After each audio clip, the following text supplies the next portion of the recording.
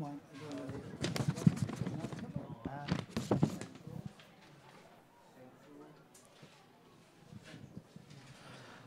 everybody and welcome along to Harker Oval. It's round 13 of the Tui's Cup this afternoon here. Under dull skies, we have had a few heavy showers in the last 20 minutes, so it'll be very interesting to see how that cricket pitch pulls up. Well, without further ado, my co-commentator here at Harker Oval this afternoon is Steve the Swede Dunstan. Afternoon, Steve. Afternoon, Peter, and welcome to Harker Oval on what is a sort of a strange day. It's drifting in between like ultra-climatic weather, you could say. 1 minute we've got showers, then the sun's out brightly, but the field does look okay and should be good for a good, hard-running game.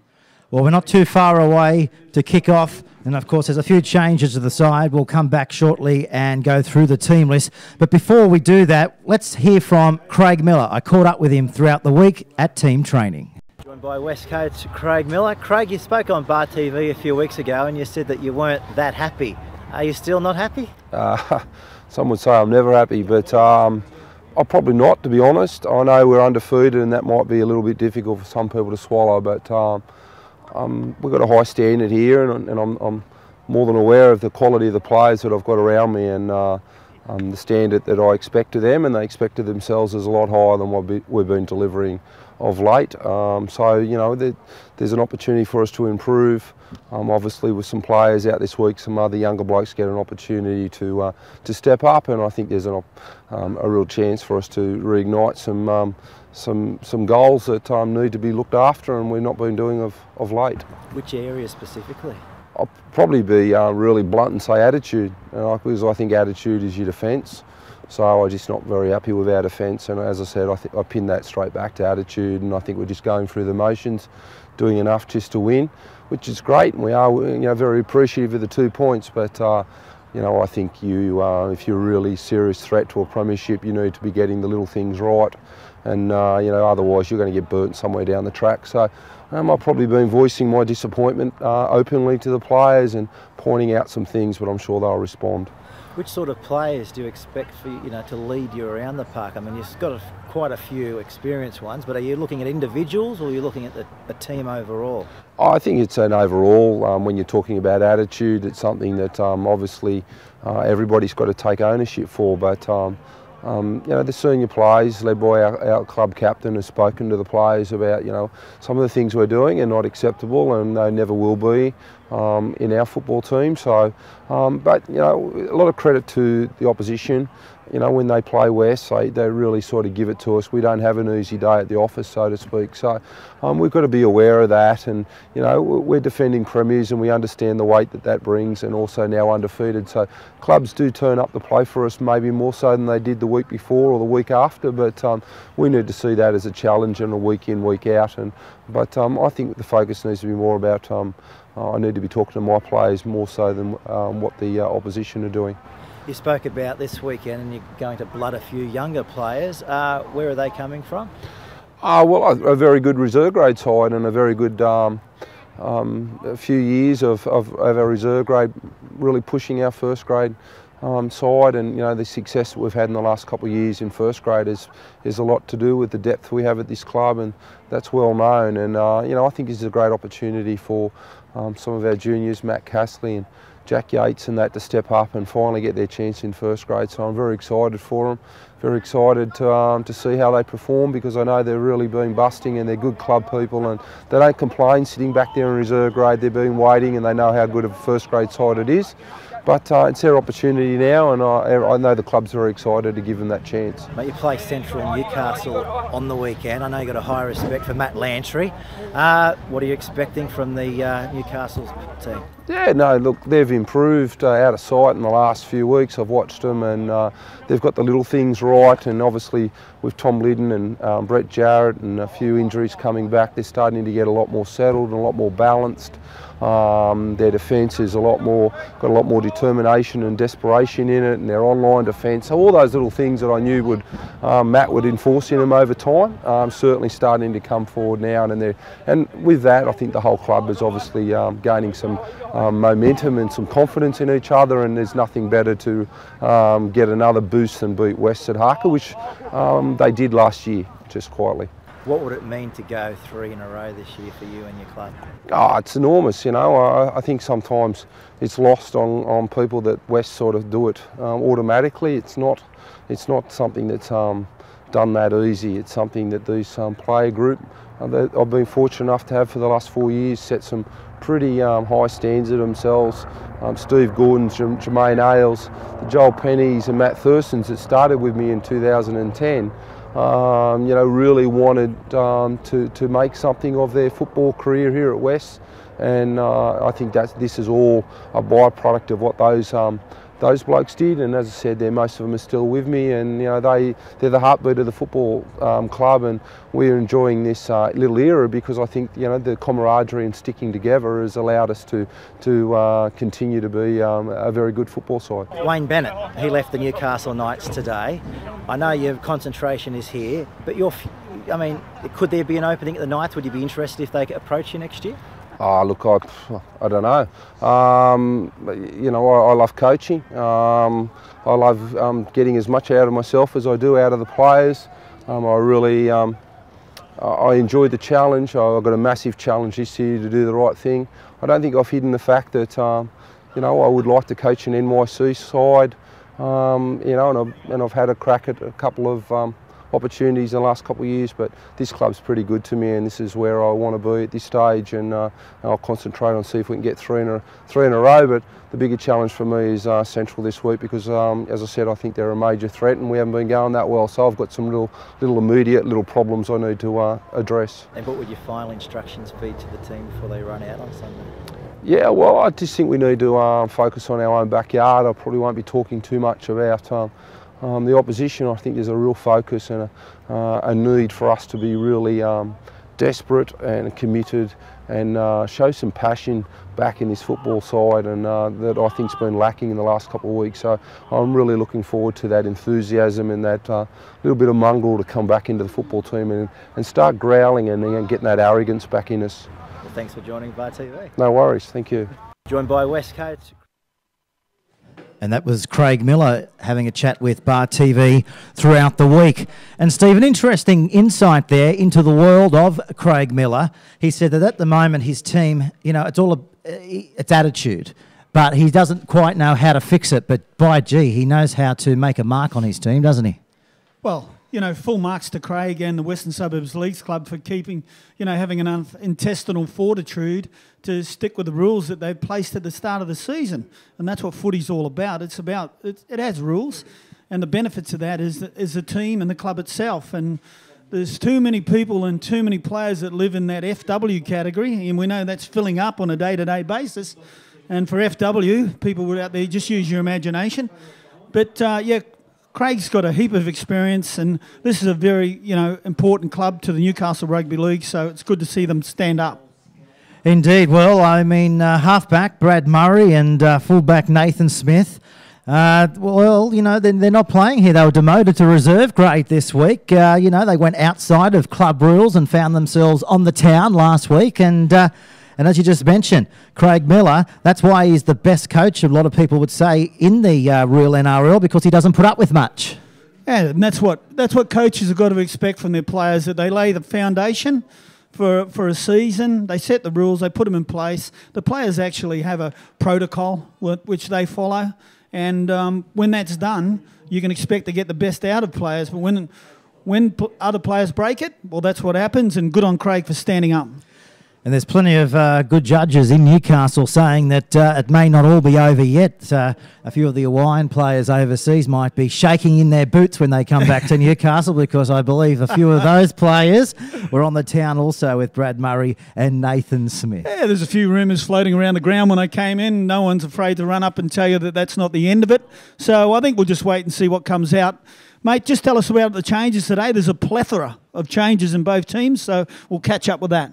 Yeah, well, let's go through the Central Newcastle Butcher Boys side. At fullback today, we have Tom Morton. On the wing is Jared Knott. Cale Bowen is in jersey number 3. You just mentioned there, Sweet, no Josh Allison or Josh Nielsen, Joel Skellner. He'll drop into the number 4 jersey. Number 6 this afternoon, the former Penrith Panther and the Maitland picker, Ryan Walker. Tom Liddon, he's also a late scratching. Number 7 in to replace Tommy Liddon will be Nathan Taylor. Big boppers of the forward pack as well, led by, of course, Cruz Wilson, Jace Delaney, Daniel French, Brent Jarrett, Rowan Kelly, and locking the scrum this afternoon for the Butcher Boys, we have Dean McBain. Their interchange bench looks this way. The 14 is Chris Malborough, 15 is Nathan Dwyer, 16 is Mitch Cook, and 17 is Noel Underwood. And, of course, they're coached by Matt Lantry. Number 7, no Tommy Liddon today and no Josh Allison and Josh Nielsen. They'll be feeling that, the Butcher Boys. Yeah, well, Matt Lantry must have a lot of confidence in Nathan Taylor because Chris Marlborough, who's a Knights representative and a very good player at either 7 or 9, still remains on the bench. So we'll wait and see how that pans out. Well, let's go through the Western Suburbs Rosella squad. They're 1 through to 17. At fullback this afternoon, we have Jake Yates. On the wings is Dane Bamblett and also Michael Hendry. The centre pairings of Scott Blanche and Ryan Lamb. The 6 and 7 is Steve Gordon and Jade Porter. The number 8 is Mark Tafua. The hooker this afternoon is James Wolford. 10 is Ryan Petro. The 11 is Mark Farrer. Jermaine Ale in 12. And locking the scrum for the Rosellas this afternoon, we have Lucas Miller. The interchange of David Dryden, Larry Tafua, Matt Casserly and Nathan Lomamoko. So a few players coming up from reserve grade, and it'll be good to see how they go here this afternoon. Yeah, but as I said earlier, West are a strong club, and giving a strong club with a good base, it gives 4 new players an opportunity. And sometimes when you need an opportunity, all you need is knock down that door and get out and show people what you can do. And reserve grade here today, West ran up 50-point winners quite easily. So some other guys got an opportunity out of 23s to show what they were worth, and they stood out as well. Well, the Western Suburbs Rosellas, they're 4 points clear on top of the ladder. That's round 13. Of course, they're undefeated. They're the undefeated premiers. And coming here today, I'm pretty sure Matt Lantry will believe he's got his side and, the best chance of knocking them off, although there's a few late inclusions. But, as you said, Chris Marlborough, let's talk about him for a moment. He's the highest point scorer at the club for the Butcher Boys. He's knocked up 85 points and he's still on the bench. Yeah, but that can be a plus for Matt Lantry and for Central Charlestown here today. There's obviously a bit of psycho around why he's doing it and what he's going to do with him. So he'll probably put him into the game when there's a bit of heat off, and he can challenge them around the ruck and at the A spots, the tight spots, put some pressure on West. And I think that's where the game's got to be won today, about holding on to the ball, completing your sets, getting into the kicking well into corners and chasing well. Well, this is the game of the round, the match of the round unfolding right here today on Bar TV Sports. You're with Peter Jolly in the commentary box and Steve the Swede Dunstan. As we head over towards the club end of the ground, the tents are up, the fans are awaiting, and we're not too far away for kick-off here. It's round 13 of the Tooheys Cup. The Central Newcastle Butcher Boys last won the premiership 65 years ago, back in 1949, while the Western Suburbs Rosellas, they're after their 3rd consecutive premiership come September. We just heard from their coach, Craig Miller. He's a little bit anxious. More than a few, 4 or 5 have headed across to Hawaii. They're no longer in the side today. Of course, the exclusion throughout the week at the best halfback in many people's mind, Brad Murray, being demoted to reserve grade along with the fullback in Nathan Smith. So they're not at full strength, but plenty say whoever comes up from reserve grade, they're near full first grade potential anyway. Yeah, but let me tell you, them guys that are coming up today, they'd be down in them dressing rooms now. They'd be pumped. They're with all the experienced players. They'd be feeling it. The butterflies are there flying, and if the butterflies aren't flying in formation, they certainly will be once they get out there. It's a big opportunity for 4 or 5 players today to really put on a display and what's going to be a terrific match. Really looking forward to it. Well, the Central Newcastle Butcher Boys, 5th on the competition ladder. They've won 5, they've lost 5. They've averaged 25 points in attack. They conceded 26 points in defence. Last week, they defeated the South Newcastle Lions by 25 points to 18. While the Western Suburbs Rosellas, well, pinnacle of the comp, 32 points in attack. They're only conceding 13 points. Last week, 8-point victory over the Lakes United, 28 points to 20. So it's going to be an interesting 80 minutes of rugby league coming up right here on Bar TV. As Steve mentioned, we've had a few showers in the ground, but I don't think the ground looks at all affected by that. And we're not too far away. The crowd still in anticipation. Well, the ground's footy fit. If you look at it, like there's always like a bit of a mess in the middle where the cricket pitches are, but the ground looks footy fit to the outsides and the edges. It looks a picture actually today. There's nearly a full house, cars all around the ground. Full credit to both Central and West for turning up today to support their teams. And don't forget, at half-time, stick around because throughout the week, Bar TV, we were invited to come over to Harker Oval and we were taken on a behind-the-scenes tour of this iconic venue. We caught up with the club secretary, Michael McIntyre, and he was able to give us an insight that not too many rugby league fanatics across Newcastle and up through the Hunter and the Coalfields would know about. So that will be our half-time chat at half-time. So the Western Suburbs Rosellas make their way onto Harker Oval. They'll be running left to right. They'll be running away from the BHP end in the first half. And all we do now is await for their opposition in the Central Newcastle Butcher Boys. Yeah, and the Western Suburbs players today wearing a Aboriginal-style jumper to support the Aboriginal culture.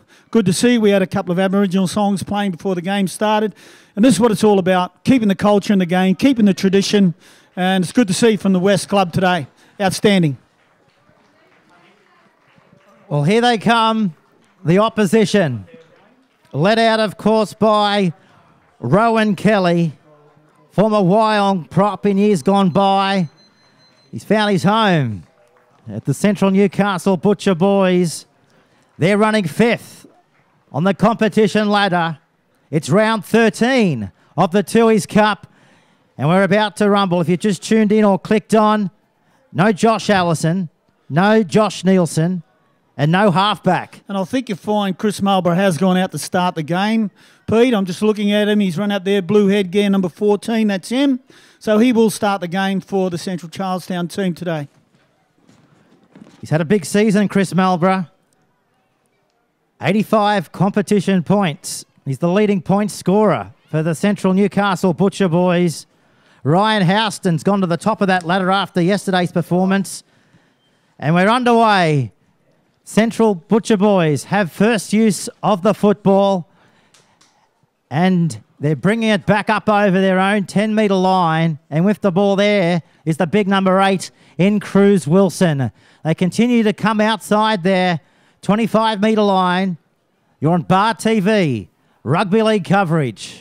Sunday afternoon football live from this iconic venue as we know it as Harker Oval. As we see now, Marlborough will try and get to the football at every opportunity from the bench into the starting run-on squad. As we see now Delaney, they're going to kick it off the boot inside the 40. Great kick. It's going to go down to the 20.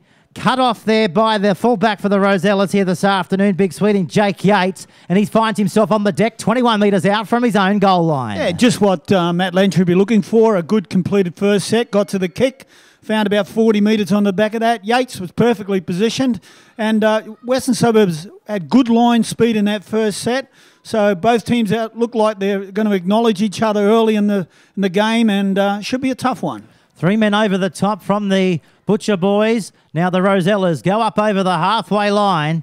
First opportunity for them this afternoon. They'll play the football now. 5 metres inside the Butcher Boys end of the field. Off the boot there, a Porter. He puts boot to the ball. Bounces 10 metres out. Goes back away now and fielded at the back by their number 1 in Tommy Morton. And he's going to find himself on his deck about 15 metres out. Now going for a run out of dummy half. It's Joel Skellner.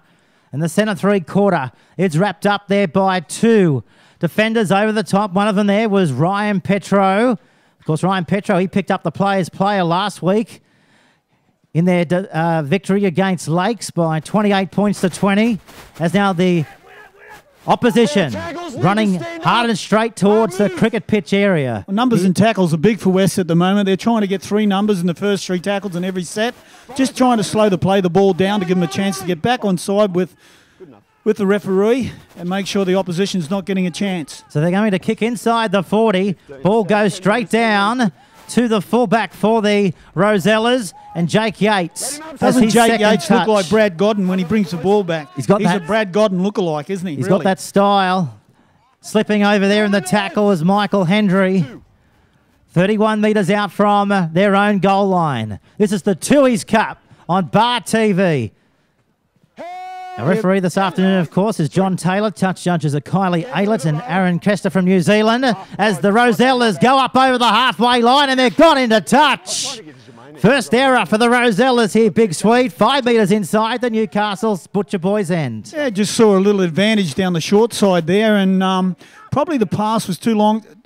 Waited out a dummy half, and, yeah, just found the players on the outside. The central players moved up quickly and pushed the guy into touch. Can't see who that was on the left-hand side. Looked like Scott Blanche, was it?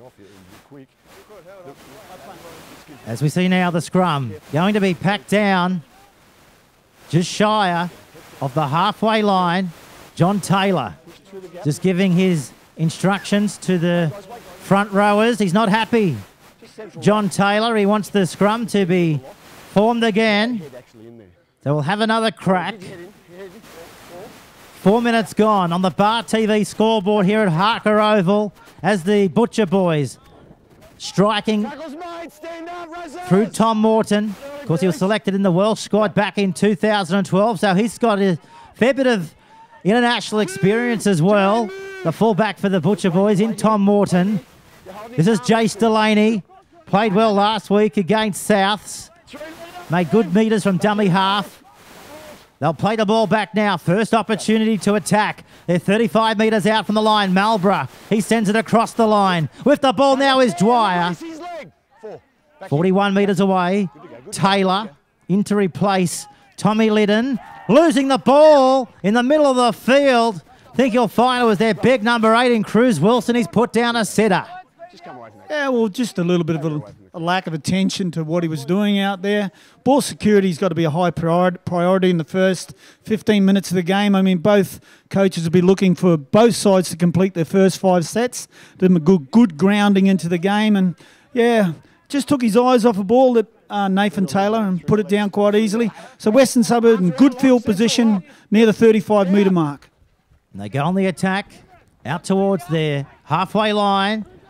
Just for the viewers who may not be up to date with the rest of the results so far this weekend, Macquarie rolled Point Stevens yesterday by 52 points to 16. It was 30-0 at half-time. Cessnock made it back-to-back wins with an empathetic 54-18 victory over Lakes United, while the Maitland Pickers stormed home to overpower Curry by 46 points to 18, while South Newcastle have the bye this weekend. And of course, they take on the Western Suburbs Rosellas next Sunday at Townsend Oval. As the Rosellas on the attack, 21 metres out from their line. They're going to kick it off the Buddha Porter. Goes straight down to the fullback. And the defence swarms in on him, Big Steve. 10 metres out from the Butcher Boys goal line. Yeah, still, that's where West want to be defending from, down in that bottom corner, close to the crowd. They can rush in off the line and get some really good defence happening. Central just look a bit lethargic around the middle of the ruck. I just thought some of what they're trying to throw is a bit dull and boring at the moment. Let's hope they pick it up. Good tackle there by 2 Rosellas. Maybe it was too good. He's going to probably give a penalty away here. 30 out from the central line. Or he lost it? He just spilt the ball in the run. So, again, West with great field position. 30 out at the West Leeds club end. Wouldn't be surprised if we see a nice big backline movement here involving Yates and the outside centre, Ryan Lamb. Knocked the stuffing out of him, and the ball just dropped to the ground. If you want to tackle, get a replay of that one. Sensational. As now, Rosellas, 21 metres away from the central line. What have they got? We're going to go back and have the scrum. As the referee indicates, through John Taylor, heads have got to go down and lock in. And he says that's beautiful. So he's full of adjectives, our referee out in the middle. This is Ale. Hard to put down there by Brett Jarrett. Former Western Suburbs too, Brett Jarrett. Ball comes back then out of Petro. Runs into Noel Underwood. Here come the Rosellas. 21 metres out from the line. Comes back to Porter. Shorter comes to Farah. Wrapped up there by Dwyer. Wolford in his 4th season offloading to Lucas Miller. Picked up and driven down as well. Great tackle. What they can do, they may even be able to do better or even match it. They go from dummy half. This is Wolford. He's close. On his back. Last tackle now for the Rosellas. Will they dribble into the in-goal area? They kick it into the in-goal area. Will they field it? The Butcher boys. Knocked on. They've knocked it on over the dead ball line. We'll come back out to the 20. Yeah, just for the viewers out there might not have caught that, Dean McBain for Central has left the field with looks like a cork or some type of upper leg injury. He's been replaced by Noel Underwood in the 17. Another blow. If that's true for the Butcher boys, of course, Dean McBain played over 150 games for Western Suburbs before he joined the Butcher boys. 2 grand final victories. 26 years of age. Losing the ball. Referee just says leave it. We'll pack down another scrum this time, 40 metres away from the Lees Club end of the field. Yeah, well, Central Charlestown got through their very first set of the game, and since that, they've had 3 sets with the ball, of which they've dropped the ball once on the 4th and twice on the 2nd. I mean, it's not what Matt will be looking for. It's no field position, and they keep giving Wests opportunities down this end of the ground. They're going to pay. I'll say it every scrum, mate. Well, they're just inviting them onto the scoreboard if they keep this up. Head in. I know Craig Miller has a high respect of Matt Lantry as well. And if you would like to check out the interview with Craig Miller, head to our Bar TV Sports page. He said the Western Suburbs side, they've got to improve their attitude. He's not happy. He's already demoted Brad Murray and Nathan Smith into the 2nd grade. And there could be a few more to come as well in coming weeks. 0-all the score here on the Bar TV scoreboard. Comes back then out of Tafua. On it comes a Porter. This is Mark Farah. Wrapped up ball and all. There by Nathan Taylor. Comes back in the middle of the field. This is Lucas Miller. He's going to be pushed back towards his own goal area. Nathan Taylor leads the charge and leads the tackle there with Ryan Walker. Wolford now. Through the arms of Tafua. Numbers to the left. Marlborough also puts it down. We'll play the first knock on. Well, again, the Western Suburbs player in the middle, like Lucas Miller, he was held up. It was a slow play, the ball.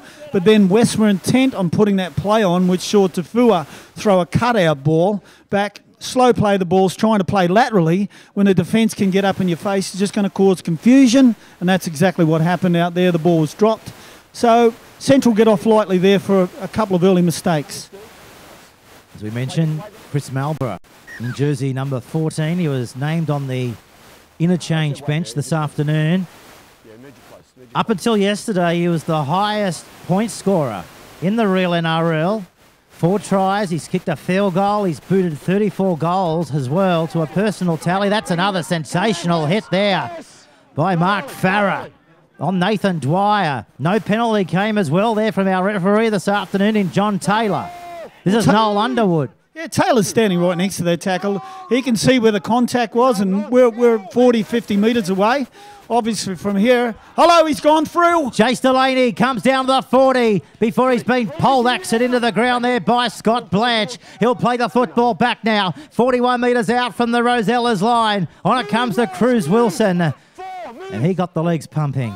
This is Delaney. He finds Taylor. Taylor gives the ball away to Walker. And the former Maitland Picker is on the turf. Dwyer.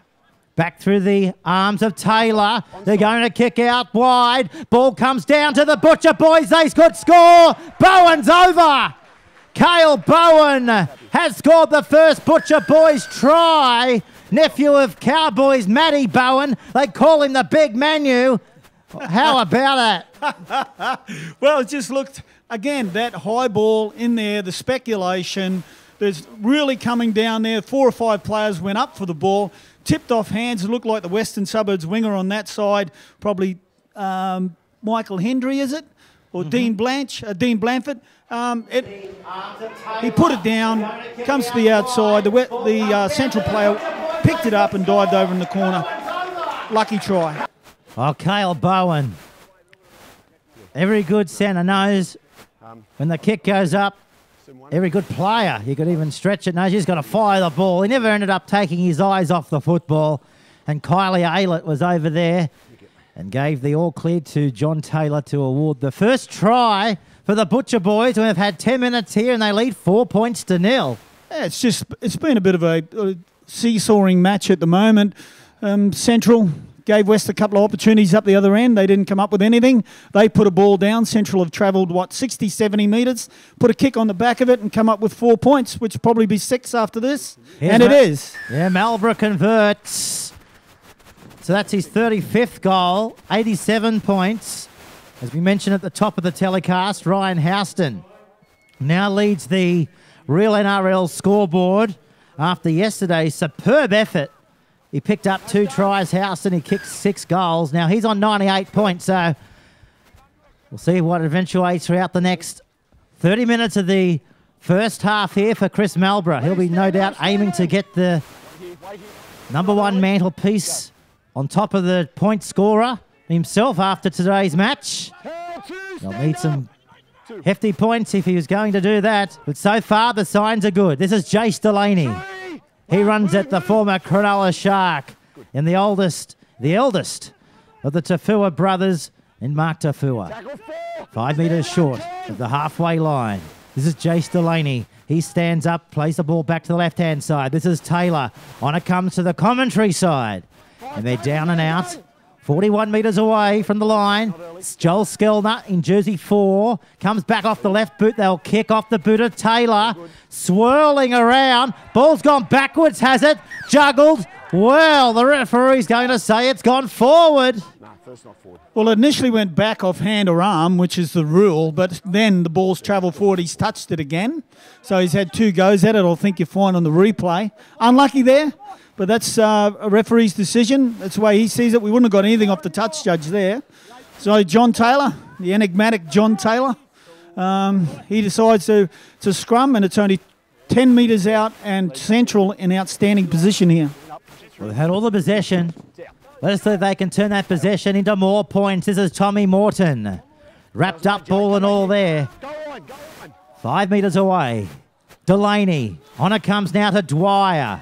He's met hard there by Lucas Miller and Ale. Delaney spinning it towards the right. This is Marlborough. Steps off the right foot before he's been clung into the turf. Jace Delaney again. They work it. Well, they work it themselves. Kelly steamrolling up towards the middle of the field. A metre short of the line. Petro gets off him. Delaney. Marlborough kicking. Ricocheted off Rosella. Back to the Rosella who put the foot out. And, of course, that was Jermaine Ale. And he's come away with it. Big Sweet. Now he's lost the ball. Did it go backwards? Will it be a penalty? It will be. Well, there was some really good body language by Central then, and a great run by Ned Rowan Kelly. He was very close to the line. Went to the right-hand side. Marlborough probably kicked one. They still had one tackle up their sleeve. Kicked one tackle early, in my thoughts. But, yeah, turned it over, and now West have the ball about 30 out from their own goal line. Ryan Lamb takes the tap. Tafua. Close to the cricket pitch area. Plays the ball back. Towards the halfway line they come. This is Ryan Petro. Put away there by Rowan Kelly.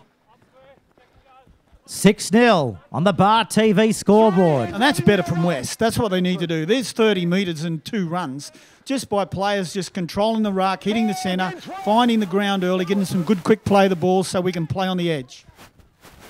Over the 30-metre line they come now. Wolford. Back to Gordon, last tackle, he puts boot to the ball. This could be a goal line dropout, this could be a try. What's it going to be? None of the other. Going to come out to the 20s, ball's gone touching goal. Yeah, the wicked bounce of the rugby league football beat the West winger there. Now that could have gone straight back into his hands. Unlucky there for West, but a really good set. That was a sign that probably some things were said behind the goal line. Okay, the nervousness has gone out of the game. Let's get completions done, get the kicks into the corners and try and get some points on the board. The Butcher Boys, through Brett Jarrett, former Western Suburbs, Rosella as well. Here's the try scorer in Cale Bowen. Runs into Jermaine Ale. 4 metres short of the halfway line. Marlborough in his fluoro yellow boots. Goes the dummy half before he finds Rowan Kelly. Been involved, Kelly, hasn't he? That's his 5th or 6th hit up in the game. Already only been going 15, 16 minutes. He's really leading from the front. Ned Rowan Kelly. Delaney through the arms of Taylor. Wilson's with the ball. Better go forward. Down to the 30-metre line. Delaney now. Back to the 7 in Taylor. He's going to put a high ball in the air. Swirling around again. Gee, they've been under all sorts of pressure at the back here. They're not going to get back into the field of play. Goal line dropout, Big Sweet. Yeah, I got a little feeling that Jack Yates thought that ball was a hand grenade then coming down, because that's 2 they've put up, and I think they're going to test him all day. Just what he just needs to do is get some better field position, get his arms closer to the footy, maybe turn his back towards the goal line a little bit more, and then he's got an advantage there of players coming to scramble behind him. No starts here. No starts. So they've got the breeze behind them. Let's see how far the ball can go. Bounces down to the 45-metre line. On the bring back is Joel Skellner. Strong defence combining in there was Hendry. Plays the ball back now. Over the 40-metre line they charge. Rowan Kelly says, give it to me and I'll take it forward. Runs to Miller. Delaney. They pass the cricket pitch to find Marlborough. Ball's on the ground. He'll call it up here, 30 metres away from the Rosella's goal line. Did everything right then, went to the line, but just the ball was poor. He hit the ball right where the defender was, and there was a player right on him. So again, passing to a player who's not in a better position than himself, came up with the error. The Butcher Boys coach, Matt Lantry, he said his side couldn't afford a slow start. They needed to go the 80 minutes.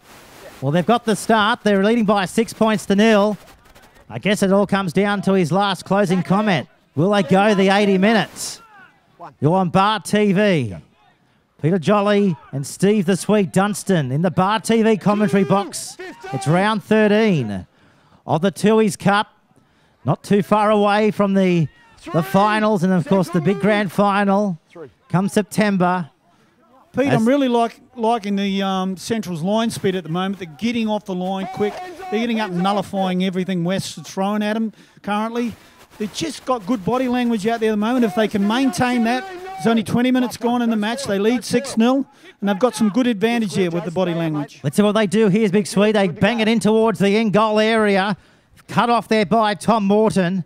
Looks up at the defensive line, and who was there? The kicker in Jade Porter, along there with Jermaine Ale, and they knock him into the ground. 15 out from that eastern touchline. Bowen now sends it across to Jared Knott, and he comes in off the wing, and that's the second tackle. Bowen, of course, how many people may know, but he's the nephew of Matt Bowen from the North Queensland Cowboys. There's been a lot of his younger days up in Bowen as well, up in the tropical part of far north Queensland, and that's why he got the nickname the Big Mango. Now up towards the halfway line they come through. Daniel French. This is Delaney off the boot of the 7 in Taylor. Let's see if they can catch this one. They do. Did well, and they're smashed as well. 5 out from the halfway line. Good on Jack Yates, and good on Jack Yates' left winger. He just called for the ball, took a bit of pressure off him, and came up with an excellent catch. 19 minutes to go in the first half. It's the 5th place Central Newcastle Butcher Boys over the undefeated Premiers. Going for a hat trick of premierships come September as well. Rosella's 5 short of the halfway line. Lucas Miller, try last week against Lakes. That was a better run by him. They're going to kick off the boot of Porter. Swirling around again. They diffuse it sensationally at the back. And they've wrapped up as well. Well, it's a big part of the ammunition of both teams at the moment, just whacking the ball up in the air and seeing if they can come up with an error. However, that doesn't often give you field position and doesn't often give you a good case for attacking football. So let's see if we can come up with something a little bit different in the next 10 or 15 minutes or so. This is the match of the Tooheys Cup right here on Bar TV. This is Walker. the former Penrith Panther. Played a bit of footy up the highway, of course, with the Maitland Pickers. We're heading across to Charlestown. This is Kyle Bowen. A metre short of that eastern touchline. Kylie Aylett just saying, get up and play the ball. Back through the hands of Marlborough. Puts boot to the ball. That swirling breeze. Bamblett's under it. Takes it well. And he runs into Ryan Walker and they bang him down. 30 out from his own goal line.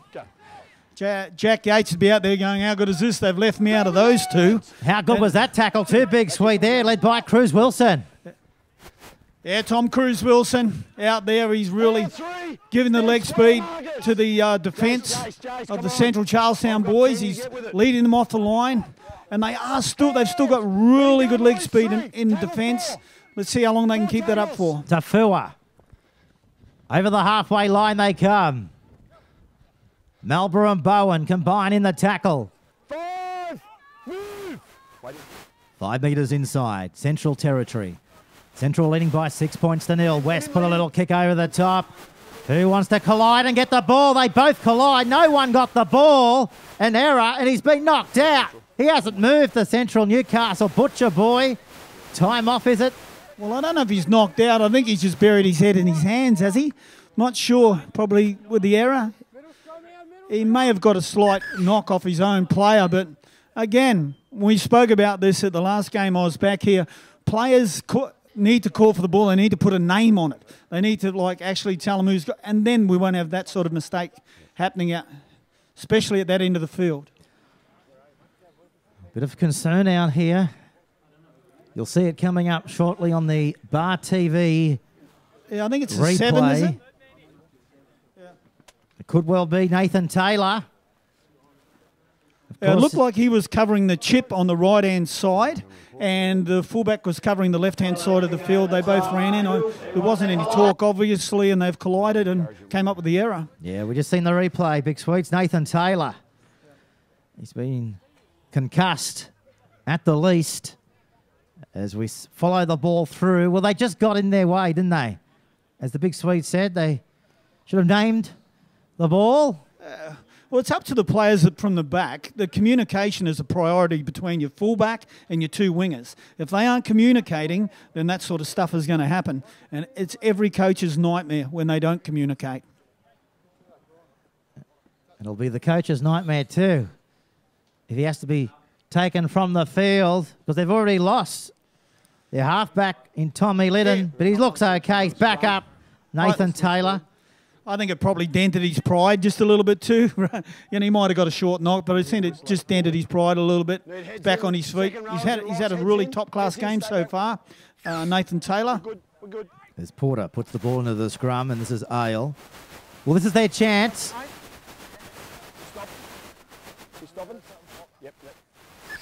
Time off.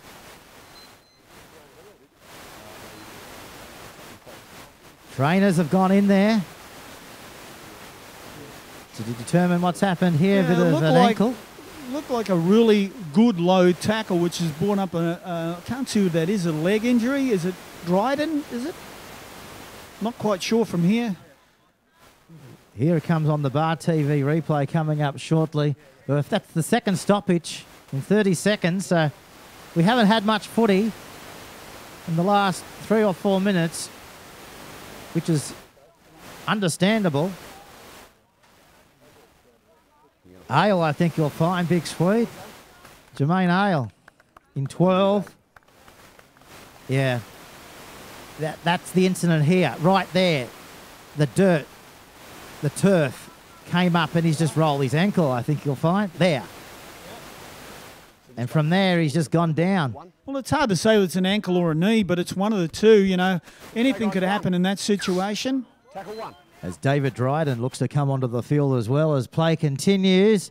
As we see now, the Rosellas inside the Butcher Boys territory.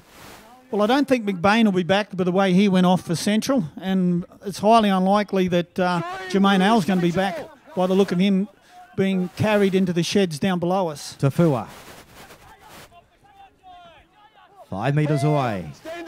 Trailing by 6 points to 0. The undefeated premiers. Porter. Farah. Numbers to the right.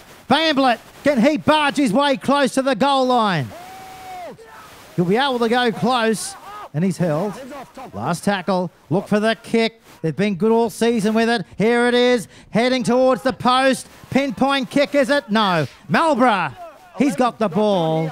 I think it was knocked on by Steve Gordon then, just short of the post. Marlborough came up the ball. But well, it was intentional. He knew he wanted to aim towards the padding on the post. But John Taylor's come up with a goal line dropout, so I'm not actually sure what the ruling there is. Might have to get another look at that one. Stand side, no starts. The more pressure could be a coming turning up point for the Butcher boys here. The kick's a good one. It's gone straight down to the halfway line, and Ryan Petro winds himself up and gets the legs pumping out towards the 40-metre line. With the ball now, it's Tafua again. Wrapped up there by his opposite number. Increws Wilson did well, offloaded the ball as well. This is Miller. Runs across field, runs into Nathan Taylor. There's a Butcher boy with his arm around his head. Another one down, another player down in the centre. Porter. He turns it back on the inside. The Rosellas. Here they come. Back to Miller. Offloads it out the back. Will they score in the corner? Bamblett gets it down. Is that the try? I think he'll give it. He has given it. First try to the Rosellas. It's 6-4 with a kick to come. Yeah, well, big rap to Lucas Miller there. He's been really strong for West today. I think it's the coach's son. He powered onto a ball and turned, committed 3 players in the tackle and got a good offload away. And from there, Wolford just hit a nice pass to the winger, Bamblett, who put feet on and got over in the corner. Really good Western Suburbs try. And this is how it unfolded. He went to the line, flick ball out the back. Wolford, he knew he had his winger. The winger for, well, the centre out there was the number 4 in Joel Skellner. He didn't know what to do. He was in 2 minds whether to go in or stay out on his winger. He went in and then it was too late to cut off. Well, I know. I just said that it may be a turning point in the game, but I still thought that the Western Suburbs 6, Steve Gordon, knocked the ball on in front of the post, but it came up that it was a dropout from under the post to central. So, and obviously that's been a quick turning point in the game. But full marks to West. When they get a thing go their way like that, they can always come up with points. That's why you've got to be very switched on as a defensive side. So 6 points to 4. This is the incident that left us all bamboozled. Let's just see if we can work out what actually happened. Is there a hand on it? Has he lost the ball? There's the hand from the Butcher boy, or did it come off a Rosella? Well, that wouldn't make sense. And I think you'll find he's... Yeah, well, he might have ruled... Yeah, it looked like it came off the West player. However, we're a long way away, probably 50, 60 metres. But he may have ruled that the central player was offside in goal, and hence it's a goal line dropout. Very tough one then on the Butcher boys, because it looked from here as so Steve Gordon did touch it. Anyway, like they say, the rest is history. But we still have out in the centre Nathan Taylor, who was injured in the tackle leading up to that try, and looks highly doubtful that he's going to continue. Nathan Taylor. He knows he's in first grade, doesn't he? He's been knocked. He's been knackered. And now he's probably seeing double. Probably doesn't even know where he is. 2 trainers are out there. There you go. They're trying to... Yeah, well, John Taylor's out there. He's got a medical licence. I don't know which one it is, but, I think it's gynaecologist. Don't know much about it, but I'll have a look at it for you, So John might be having a little bit to say. No. Gynaecologist. Do they put their hands on the face? I thought that was another part of the anatomy. Here's the kick now. But we're not going to have the kick just yet. There's the 7 in Nathan Taylor. He's going to get a few running repairs.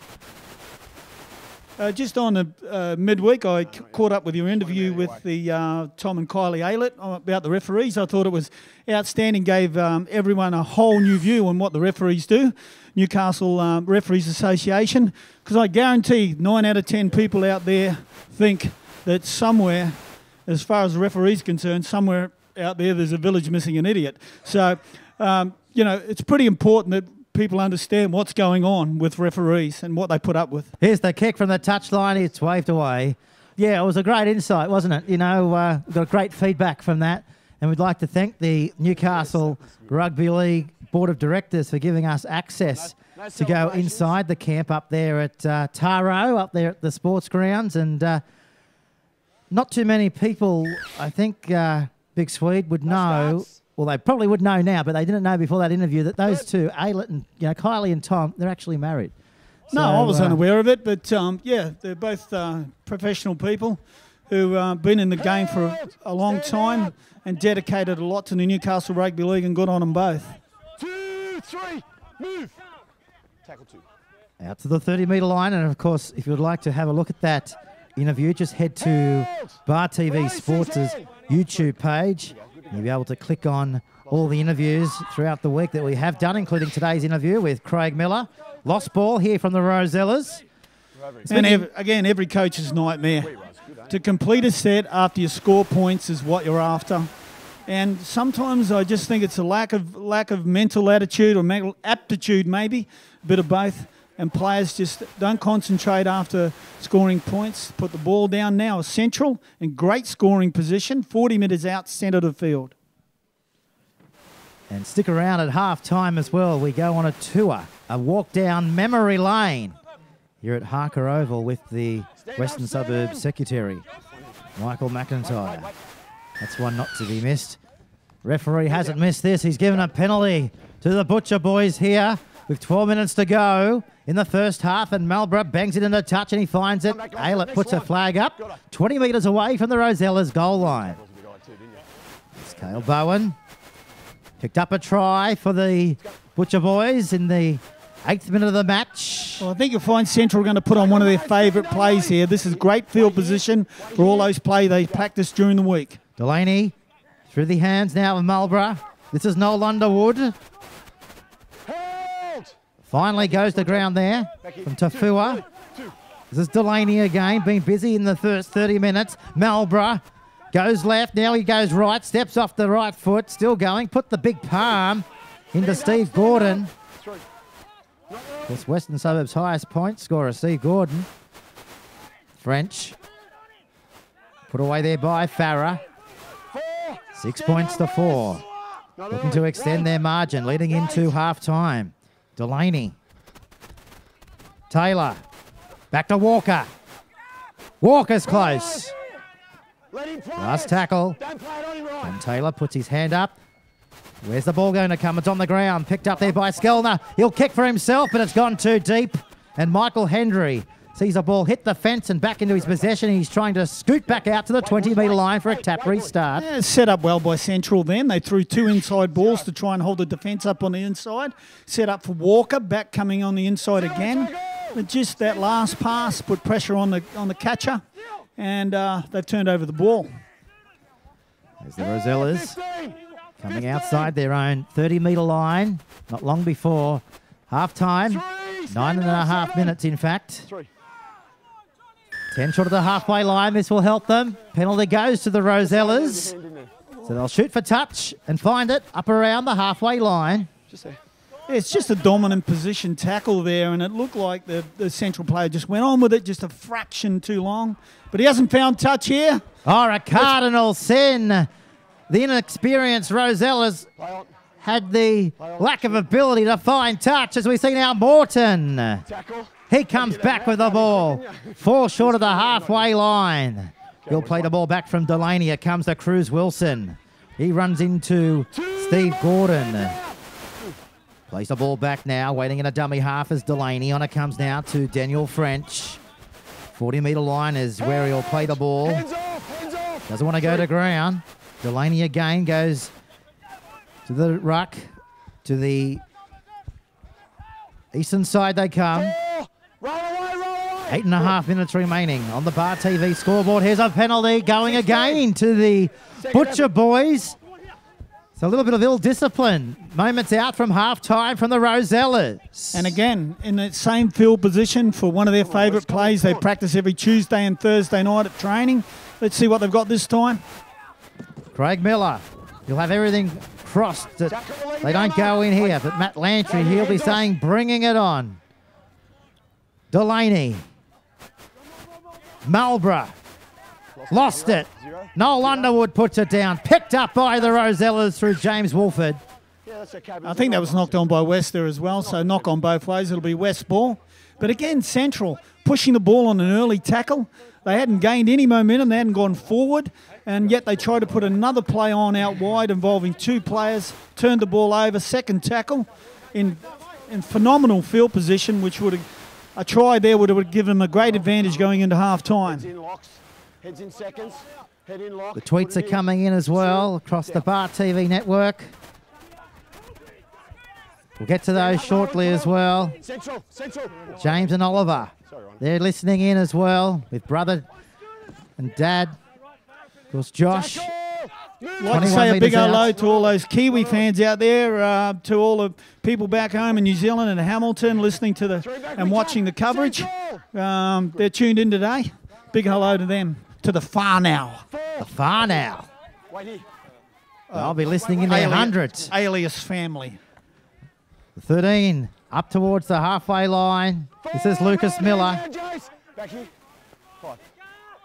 We've got a huge band of supporters right across the globe tuning in today. Here's the kick, goes towards the in-goal area. It dribbles into the in-goal area. Back goes Morton. He finds himself back into the field of play quite easily. And we've still got 5, 6, 7 Central players back beyond the 20 after the fullback collected that kick. So all that hard work in defence might be paying up a little. We've got about 7.5 minutes till half-time, so they've got to maintain the rage here, Central. 6 points to 4. As you can see on the Bar TV scoreboard, this is round 13 of the Tui's Cup, the Newcastle Rugby League competition. As we see now, they're going to kick inside their own 20 off the boot there of Taylor. Ball goes down. Fielded there by the number 5 in Michael Hendry. He got away from Delaney, but he can't get away there from the other one over the top, which was Brett Jarrett. Well, looks like Hendry and Yates have switched positions. Yates had a little bit of trouble with the high ball there early on in the first half. And Hendry did real well. And he looked a bit like Maradona there, putting his feet to that ball. Of course, the World Cup final as well. Far away. Here's the kick now. Well, no, they're going to keep on running it. This is Porter. He finds Farah. In the NRL as well at halftime, the Sharks lead the Newcastle Knights by 18 points to 6. Here's Tafua. He charges down, losing the ball. It's out the back. The Rosellas have it. Rosella's down by 2. Blanche kicking for Bamblett. He gets his second try. I think he lost it. No, I think he lost it. Referee says try. Well, Bamblett, he gets his second. Just from where my view is, and I'm sort of obstructed a little through the window here, but it just looked like he had 2 goes at it. Touch judge was about 10 metres behind, but Taylor was in good position. We'll have a look at the replay, but it looked touch and go to me. Well, here it comes on the Bar TV replay. Any moment now. Well, the big Swede has said it's no try. Let's see if our touchy and our ref disagree. Let's see. We're slowing it down frame by frame. I think he might have just got his right hand to it. Yeah, it looks like he has held on to it, but just from my point of view, and I'm on a really acute angle here up in the Western Suburbs stand. And he was onside too. We just had a look at that. He was behind the kicker. Yeah, I'm just waiting. And the fans down there, they had a bird's eye view of Dan Bamblett. And that all goes back to Central turning the ball over here on the second tackle, up their end, in prime field position. What it's done is given Western opportunity just before half-time. The 2 best times to score, just before half-time and just after half-time. And again, the Rosellas have forged their way to the front. And that's what they're good at doing, just grinding it out. And here's the kick from right out on the commentary box touchline. As the weather closes in too, Pete, I'm looking out over to the eastern side near Marathon Stadium. It's starting to look a bit dark and very heavy. The lights will go on here, no doubt, shortly. Otherwise, we will be playing in the dark. Here's the kick from the touchline. Henry, can he bring it back around? No, he can't. So an unsuccessful attempted conversion there from the Rosella.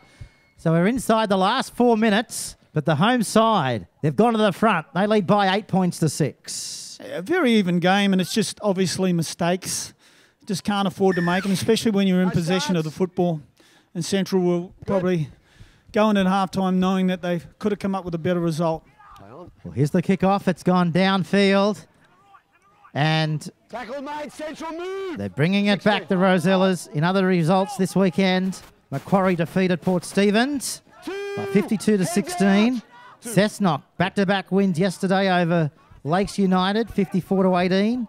While the Maitland Pickers stormed home to overpower Curry, 46 to 18. And down at Shark Park at the moment in the Telstra Premiership, it's the Cronulla Sharks leading the Newcastle Knights by 18 points to 6. As the Rosellas Same spot as them. leading the way here by 8 points to 6 here at Harker Oval. Have they got another try in them? Before the break, here's the kick off their half-back in the number 7, and of course in Porter. He finds Morton. In fact, that's Jared Knott. He said to Morton, I'll have a bit of a rest. You have a go.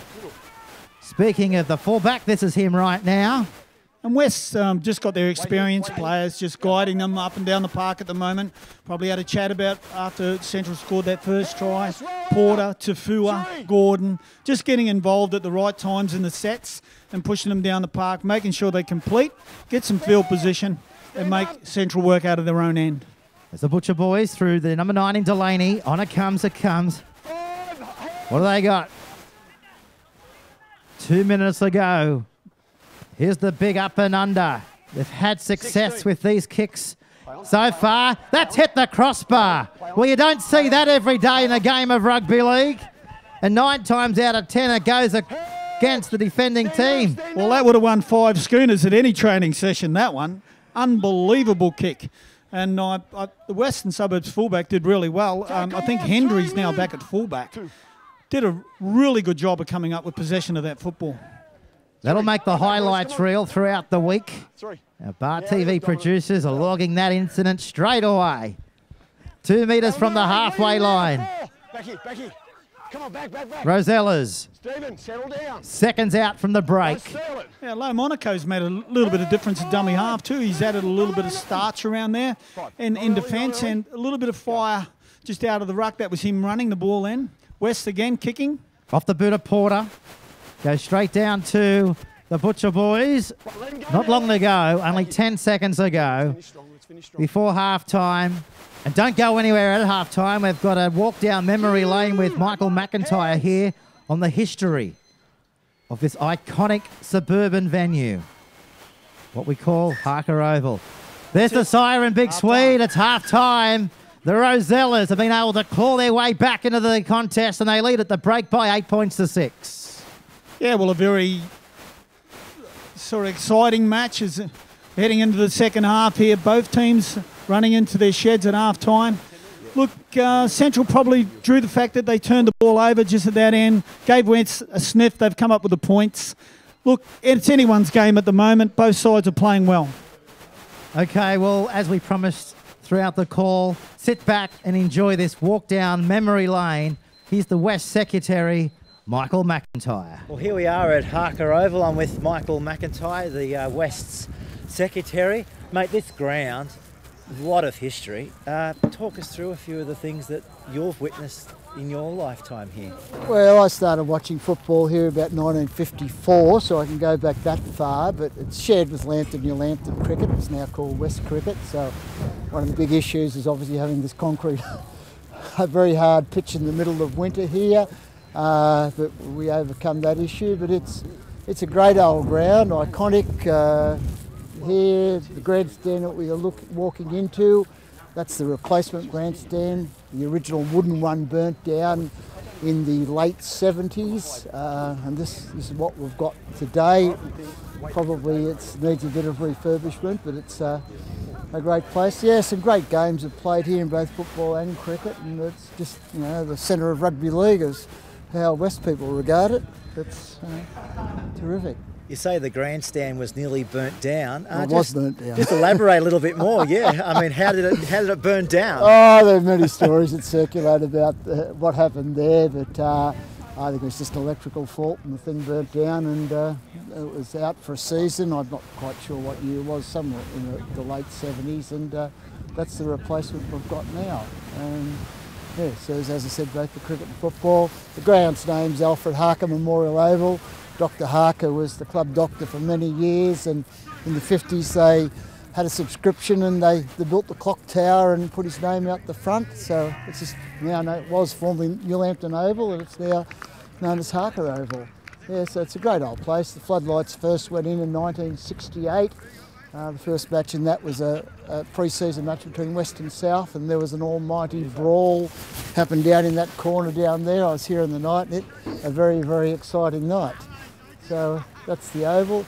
The club itself, West, has been going for many years, obviously. They had the drought between 1922 and 1961, so they went 39 years without winning a premiership.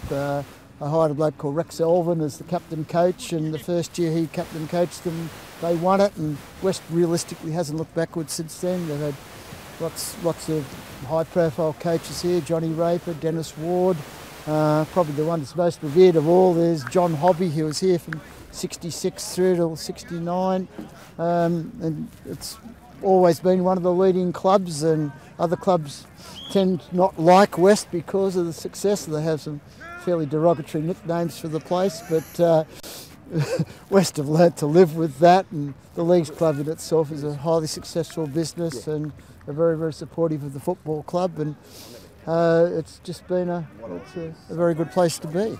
Mate, you said to me before you've been coming here for many a year. Is there one or two moments that you'll remember from this hollow turf of Harker Oval that you'll always remember? Both in football and cricket, yeah. There's some games back in the 60s, which as a young bloke you tend to remember them more. That brawl down there was one of the greats. The game against Maitland in 1965 when Kel O'Shea was at his prime when he was captain coach of Maitland. There are a lot of them. They all tend to morph into one over a period of time. But there's been some great days here at Harker Oval, and growing up as a kid in Lambton, all you wanted to do was play football for West and cricket for Lambton, near Lambton, and this was the centre of the place. So, yeah, quite a memorable place. I suppose, like any area, you develop your ties, and young blokes growing up, well, not so much these days. In those days, it was just football and cricket here at Harker. And those were the days when people played both football and cricket. These days, they tend to specialise a little in one or the other. But hold some great memories. There used to be a fence from the canteen down then. You used to have to pay extra to sit in the grandstand. There used to be an old scoreboard down there, almost as big as the Sydney Cricket, where the containers are, the Sydney Cricket Ground scoreboard, and that was where the scorers were kept. Now it's done electronically out the back of us. Ford Oval was developed in the early 60s, and that's where the schoolboys, up till then the schoolboys played all the games here. Now they played out at Ford Oval. So the Leagues Club's put a lot of money into the facilities here, which is terrific, the community contribution. Also the Kennish Oval's out the back, named after former director Butch Kennish, who formed the West Schoolboys back in the late 50s. And one of the great things about suburban grounds is you can bring the car in. Yes. Yeah. How good is that? Yeah, the car in, and some grounds they charge you $2 to take the car in, but that doesn't happen here. So with a good crowd here, you get the hill full of cars, and it's terrific. A terrific atmosphere here. Mate, how would you rate the modern day Western Suburbs Rugby League side compared to yesteryear? I mean, of course, this current side, they're going for their third premiership. Yeah. How is it fair to rate sides from the current era to the previous era? Oh, the game's obviously changed so much. It's very, very difficult to compare. In my view, the best West side ever was the 1966 side. The club, they call it the Golden Year. They went through 3 grades, minor and major premiers in the 3 grades, and obviously club championships. That was John Hobby's first year here.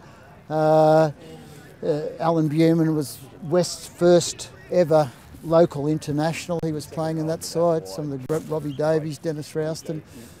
You've had a lot of internationals here. John Coots was here for a number of years. Dennis Ward was an Australian player and represented Australia from West on the 73 Kangaroo Tour. Johnny Raper came here. There were numerous other. Colin Maxwell, who captained the 48 Kangaroos, was a former West player. So yeah, there have been many notables here that played for West. And not only players, you've had a few good coaches over the years. There's been some great coaches here. 4 years is the longest anyone's ever coached here. Tony Price was another club legend, I think, coached for 4 years. Craig Miller's coached for 4 years. John Hobby. Been some great coaches here, but the one that's credited with turning it all around is a bloke called Rex Elvin back in 1961, who came down from Glen Innes and captain coached them in the year they broke the drought. The side's after a hat-trick of premierships this year. Do you think they can do it? We're undefeated at this point in time. We've got a very good team. We've got a very good coaching staff here. We're very hopeful that we can get through to the grand final, and secondly that we can win it on the day. But as I said earlier, most sides want to beat West, and you certainly go in a number one sports ground with a huge crowd support with you. We think if we can get there, we're a pretty fair chance on the day. We're a good side and we're well coached, but it's a one-off game and you just don't know what's going to happen on grand final days. A lot of favourites go down. Not saying that we're favourites for it, but we're probably up there.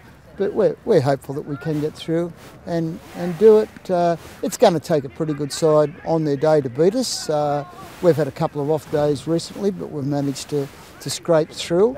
But it's a one-off event and anyone can win a grand final. It all comes down to 80 minutes. It does, exactly that. Mate, well, thank you very much for tonight. We do appreciate it, and taking our viewers on a walk down memory lane. I'm sure they've enjoyed it just as much as I've enjoyed sitting here, standing here, and it all happens here, eh? Harker Oval's the place to be. Yeah, the magnificent Harker. Good on you. Appreciate Thanks, that. cheers, mate.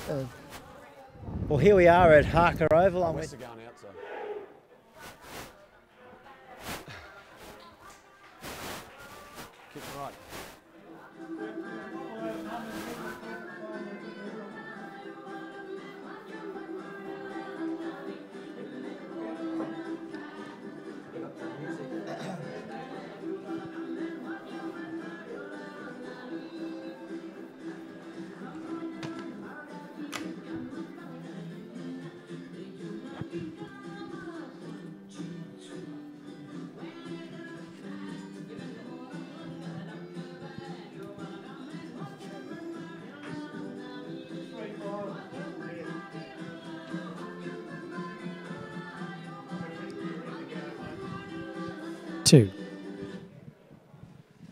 And welcome back to the second half, round 13 of the Tooheys Cup. It's the match of the round, and this one, no doubt, will go right down to the wire.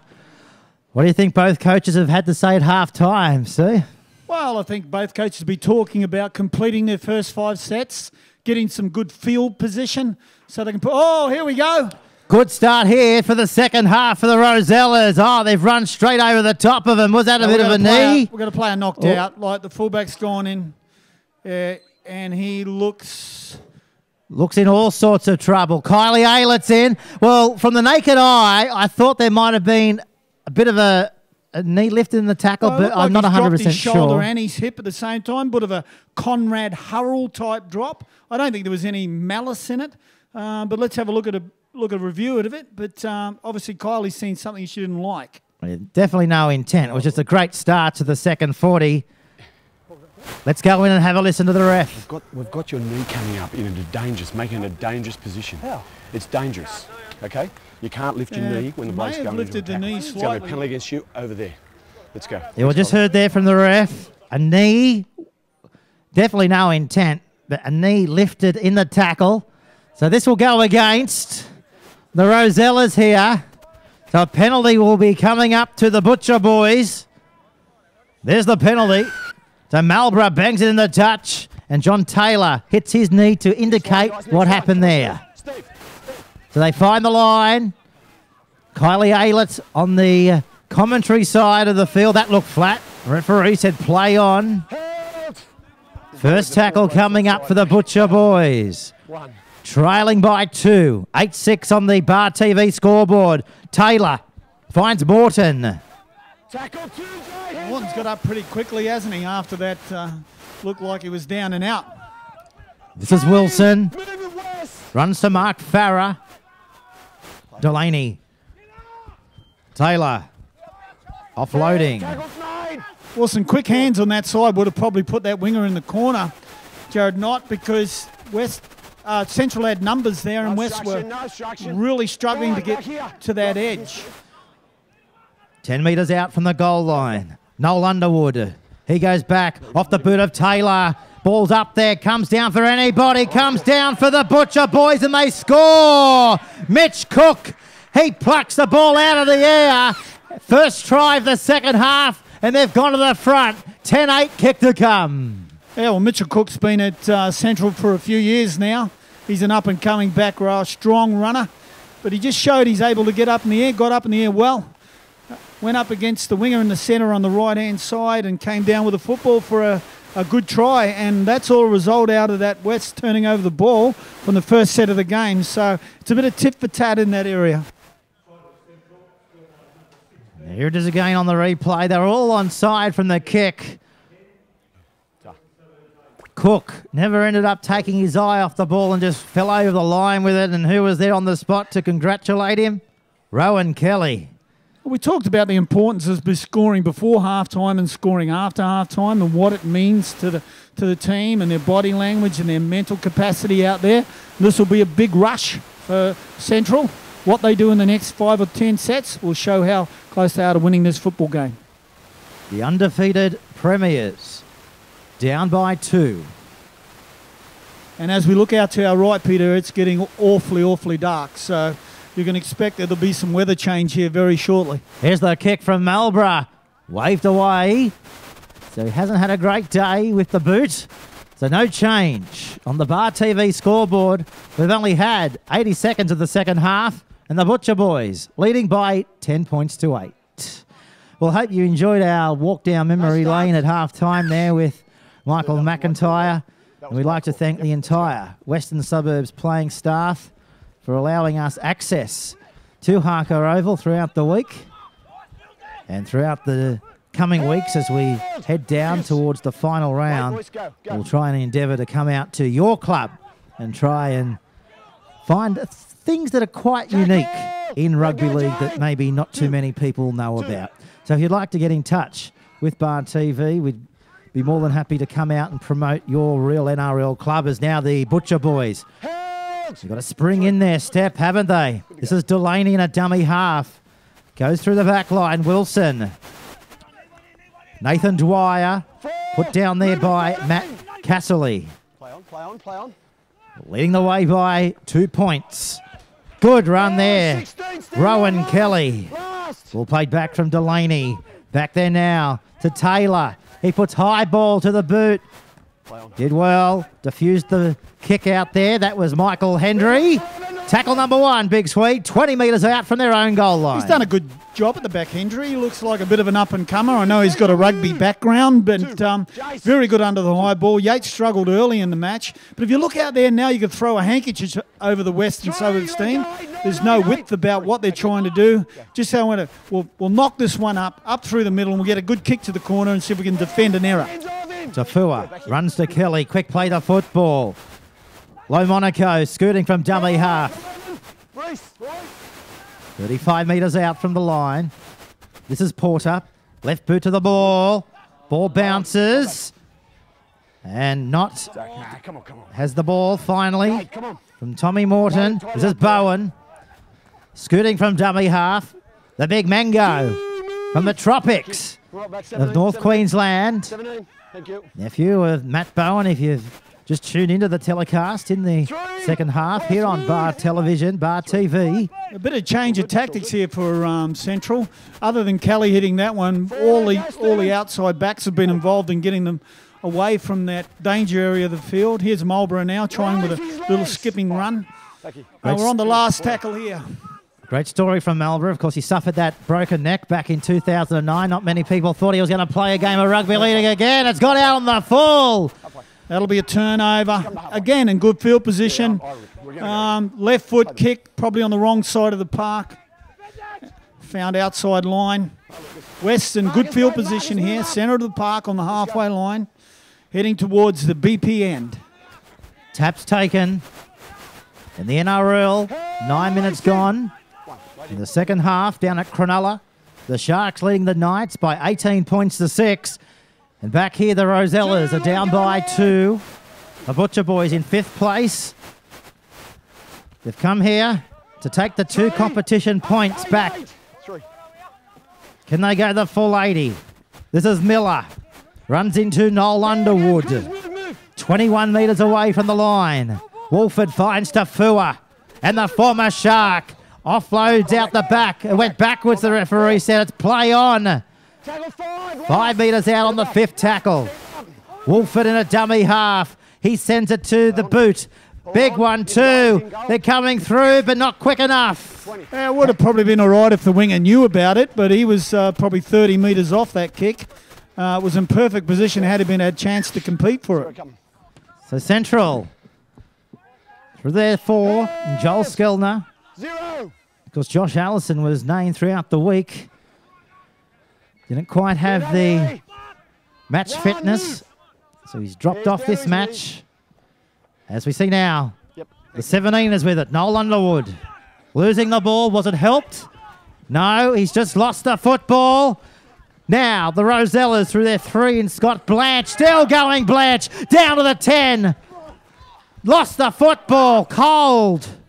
And Brett Jarrett. He dives on the ball. 5 out from the central line. It's a bit like an under-10s game of dropsies here, isn't it, at the moment? Like everyone's unable to hold the ball and complete their sets and get to their kick, and players just got to have ball security. That's what it's all about, having some respect for the football.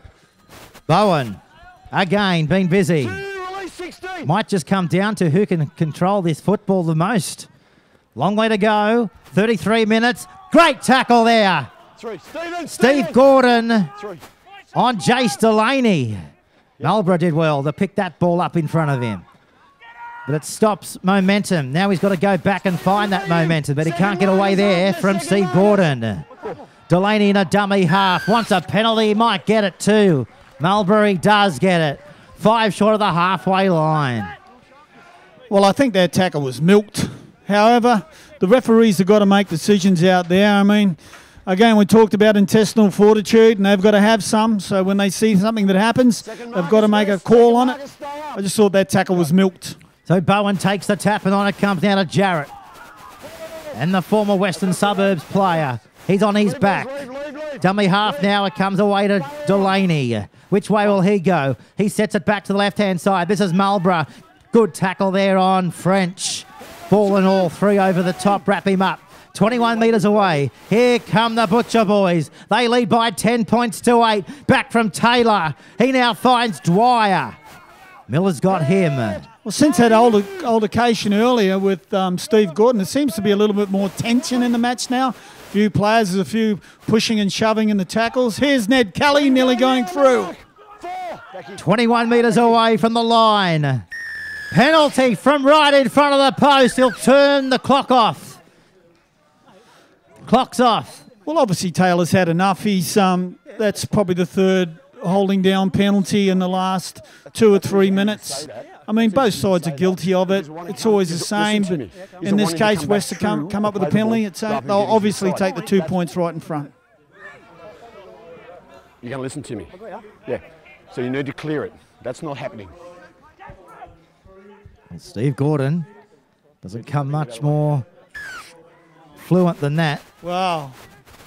Marlborough offloads it to Jarrett. Are we about to see something spectacular unfold yet again? Matt Blanchard, sensational effort so far. This is the 12 in Kelly. Well, if they don't score Central, they're probably going to rue the fact they didn't take them 2 points. So let's see what happens on the back of it. Delaney now. He sends it back to the left. This is Marlborough. He fires it away down to the 7 in Taylor. And he's been creamed, ball and all tackle. 10 metres out now from the Rosellas goal line. Ball played back from Delaney. He offloads to the French. He'll score. He's under the post. We said it was brewing. It's brewed. And now there's a bit of tingle-wingle in the in-goal area. Yeah, well, I noticed a bit of tension early on and 2 or 3 sets back. Looked like both players had got a little bit close to each other in the tackles, and a little bit of nudge and wink and a bit of slapping going on. But yeah, great ball there by Jace Delaney. Jumped out, hit French. He's got good feet and a good solid lad, and went over next to the posts. The undefeated premiers, are they shell-shocked? Long time to go. But Craig Miller, he said in our pre-game interview, it's all about attitude. And the Butcher boys, well, they're just playing to their advantage. And this is the replay coming up right now. This is how it happens. Yeah, if you watch French jump out, he just pulls two players. Oh, sorry, you watch Delaney jump out. He just pulls two players on his right, draws. French is a big, solid runner and over next to the post. That's a very good footy try. Daniel French. The only reason why he's in jersey 20 is because these other jersey won't fit him. And if you keep that philosophy going, nobody was going to stop Big Shrek from that far out. Well, obviously Central knew something that we didn't, because they had a kick right in front to go ahead 12-8. They decided to tap it, and they've come up with the points. Good on them. Here's the kick from right in front. Malborough, he converts. So Western Suburbs,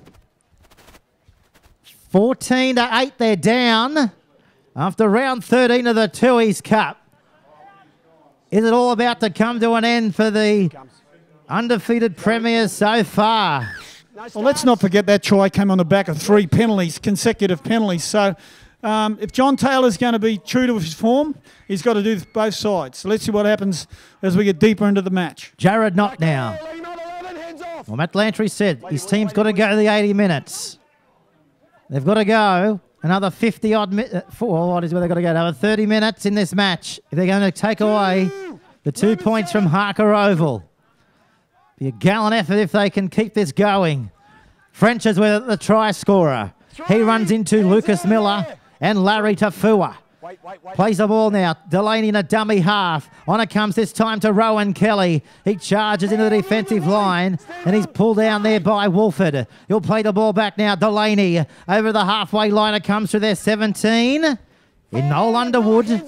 He takes a tackle there, a big Larry. He'll play the ball back again. Delaney on it comes now to the 7 in Taylor. He puts boot to the ball. Ball swirling around. Great catch there by Yates. And he's off to the halfway line before he can't go any further. That's a great take by Yates then. He was under a bit of pressure. That was a really high spiralling bomb. And he got in under it, got his hands up to it. Good field position, took it well. And now Western, good attacking position. Back to Larry Tafua. He only knows one way, big Larry, and that's straight up the middle of the field. He'll play the ball back now. It comes to Wolford. They charge over the 40, and they met in a strong tackle there. This is Ryan Petro. Wolford picks the ball up from one hand. Larry got in his way. Didn't quite go the way they wanted it, but they're still out to the 30. Well, I'd certainly like to see a bit more support play with the West ball carriers. They're pretty much one out and on their own. Miller, he puts big ball to the air. Morton's underneath it. He's dropped the ball. Morton's dropped it. It could be play on. It is play on. Here come the Rosellas. Blanche now. He's got the ball. 4 metres away from the Butcher Boys line. 16 points to 8 on the Bar TV scoreboard. Back to Petro. And he's wrapped up. Short on the right. This is the way they come, Big Swede. They cut out to Fua. Gives it away to Gordon. He finds Henry. He steps off the left foot. And he's going to be banged down there by Bowen and nudged over the top there by Chris Marlborough. He'll play the ball back now. Here's a penalty. And there it is. You know, it's obvious that Taylor was going to get a couple back. It's just the way the cookie crumbles in rugby league. Holding onto the jersey was the signal from our referee, John Taylor. So they're applying the pressure. This is David Dryden.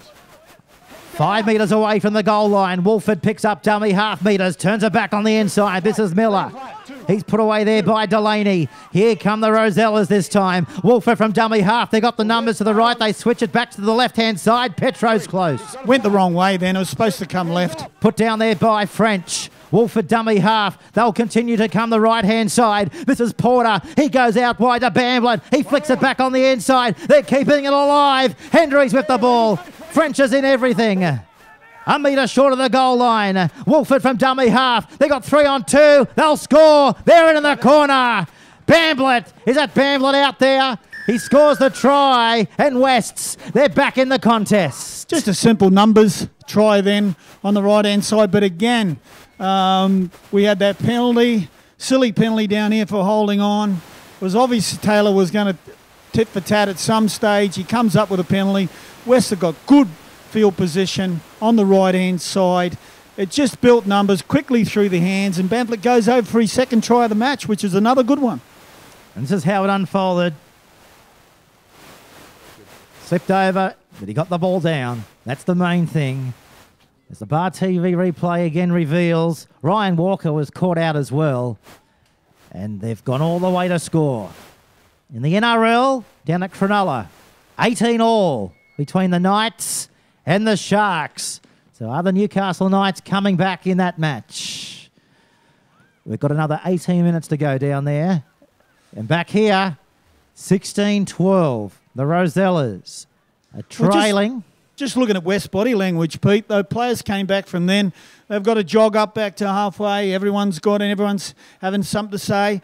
And the 3 tips you can have in rugby league, no matter what they are encourage, encourage, encourage. And with all the new players out there today, that's what they're doing. Just plenty of encouragement, making sure that people are switched on, doing their job right, and then we're going to try and get a result out of this. 16-12 to West with 24 to go. To Central. And Henry, as you just witnessed there, unable to convert. So we've got a ball game unfolding here on Bar TV. You're with Peter Jolly and Steve this week, Dunstan in the Bar TV commentary box here at Harker Oval. 24 minutes to go. Don't go anywhere. The undefeated premiers, are they coming back into the match? Or can the 5th place Butcher Boys continue their march and knock them off for the first time this season? Gee, Lucas Miller's been strong for Wests. He's had some power runs up the middle. He's actually an edge forward, but he's just having a commanding presence inside. This could be a 40-20 here too. It will be if it goes into touch. And has it gone into touch? Kylie Aylett. Well, she's not on that side, but our New Zealand man out there in Aaron Castor is out there, and he said it's a 40-20. Brilliant kick there by the Rosellas. And as a massive rainbow appears over Marathon Stadium, I hope that rain stays away. Oh, Julie Garland's here. I think there'll be an opportunity here for West to probably put their nose in front. It's phenomenal field position. Yeah, it is. Thanks for your tips, guys. So it's a sensational kick. It was a 45, wasn't it? It wasn't a 40-20. Keep an eye on this football. It kept on rolling from the 10, kept on going, and it found the line 5 metres out from the Butcher Boys goal line. You need a bit of luck. But a sensational kick by the Rosellas to get the ball back. Now let's see what they can do here. They're about 2 metres out from the goal line. They go from dummy half through Wolford. He's close. Is he held up? Play the ball through. No. He'll play the ball a metre out from the goal line. Short, left. This is the way they do come. With the ball is the 70, Porter. He spins it back to the right-hand side. This is Petro. Cruz Wilson nearly wrapped up his opposite player. He'll play the ball back 5 metres away from the line. Where's Tafua? He's got the ball now. He charges. He'll offload. They're keeping it alive. Gordon, he goes to the line. He finds Dryden. He reaches out. Double movement. Double movement from Dryden. He should have just took the tackle. But he backed his ability and he backed it the wrong way. It's double movement. Yeah, good field position by John Taylor there. He is actually right in line with that, so he caught it. But unlucky for Dave Dryden. That would have been a match turner. So they take the tap again. And Wilson, the workhorse. He's been involved in everything, hasn't he, Big Swede? Great defence from Central Charlestown then. They numbered up really well where they were short, and players scrambled well on the goal line. 20 to go. Undefeated premiers, down by 4. Delaney, he goes from dummy half. Put down there by Petro. Morton. Over the halfway line they come. French. Tafua's wrapped him up along with Wolford. Delaney, on it comes to Marlborough. Goes himself, Marlborough. He's still going. He's away. He's got Bowen on the inside. He draws the fullback. Offload to the Bowen. And he swan dives under the post. What a try. What a run. And what a 4-pointer. Yeah. Well, I haven't seen anything like that for a long time. He looked like he was hung up in midair. That's why this ground is historic. The unknown always happens. And another little bit of glimpse of history right here. Have a look at this on the replay. He took the line on. His yellow boots. He had the hindsight to draw the fullback. Offload. And who was there? Big Swede. Cale Bowen. And look at this for a swan dive. Is that a 10.10? Absolutely. If he'd have probably swung his legs and his backside around, he could have done a Fosbury flop over the bar. He loves it.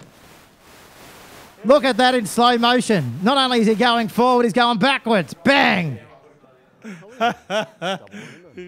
Outstanding. Really good break by Marlborough then. He took the line on, skipped through on the outside, drew the fullback, put him away. He had players either side he could have selected.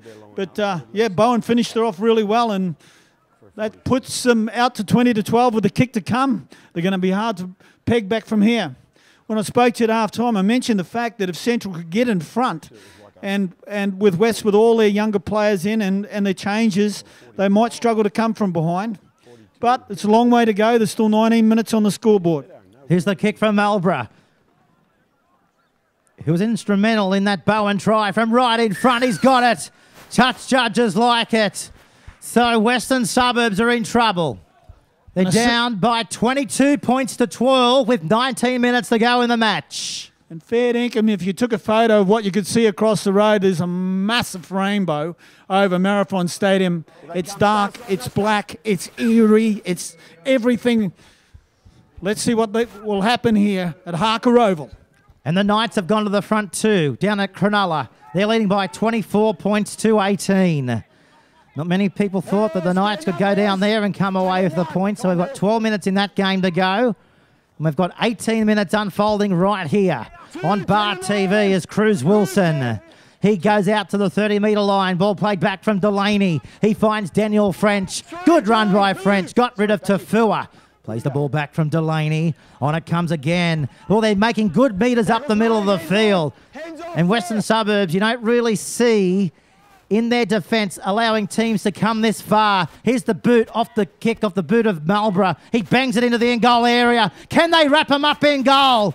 Fullback is Yates. Yates is away. He's over the 30, over the 40, coming down, still going. He throws the dummy. He's away. Walker's chasing him. He throws it back on the inside. It's play on, is it? Wilson's with the ball. No, it's not play on. It's gone forward. No, he's changed his mind.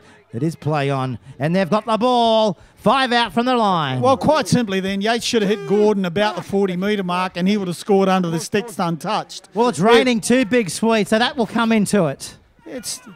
Your rainbows come with a bit of water. Absolutely. It looks really, really like it's going to pelt down out there now. As now French, he's wrapped up in a game which is going to go right down the wire, so don't go anywhere. As the 16ers, whether this is Mitch Cook. He's wrapped up, ball and all, 5 short of the halfway line. Bar TV in the match of the round. Uh-oh, did that go backwards? Referee said play on off the boot of Taylor. Puts the boot to the ball, and it's a good one too. Yates, can he do what he did a moment ago? Can he offload? He says, I'm puffed out. I need to offload. And Marlborough says, well, I'll just take the tackle of whoever you give the football to. Look at West forwards. They're still back on the 30-metre line, getting back now, trying to support the ball carrier. Bit of a turnaround. There's 16 minutes to go on the scoreboard clock. And West have really got to up the ante now. There's a solid run. By Blanche. Need more runs like that. 10 points they trail. The Rosellas back to Tafua. Charges into the 13 there in McBain. Place the football back now. Wolford in a dummy half. Outside the 40 off the boot there of Porter. He bangs boot to ball. Bounces down to the 10. Rolls back into the in-goal area. And Knott's back there to pick the football up. He turns around. He's got the welcoming reception committee there in front of him. Led there by the halfback for the Rosellas in Jade Porter. Yeah, good chase by the West. Good kick, good chase. Here's a penalty. Too high. Up around the neck. Just can't do that.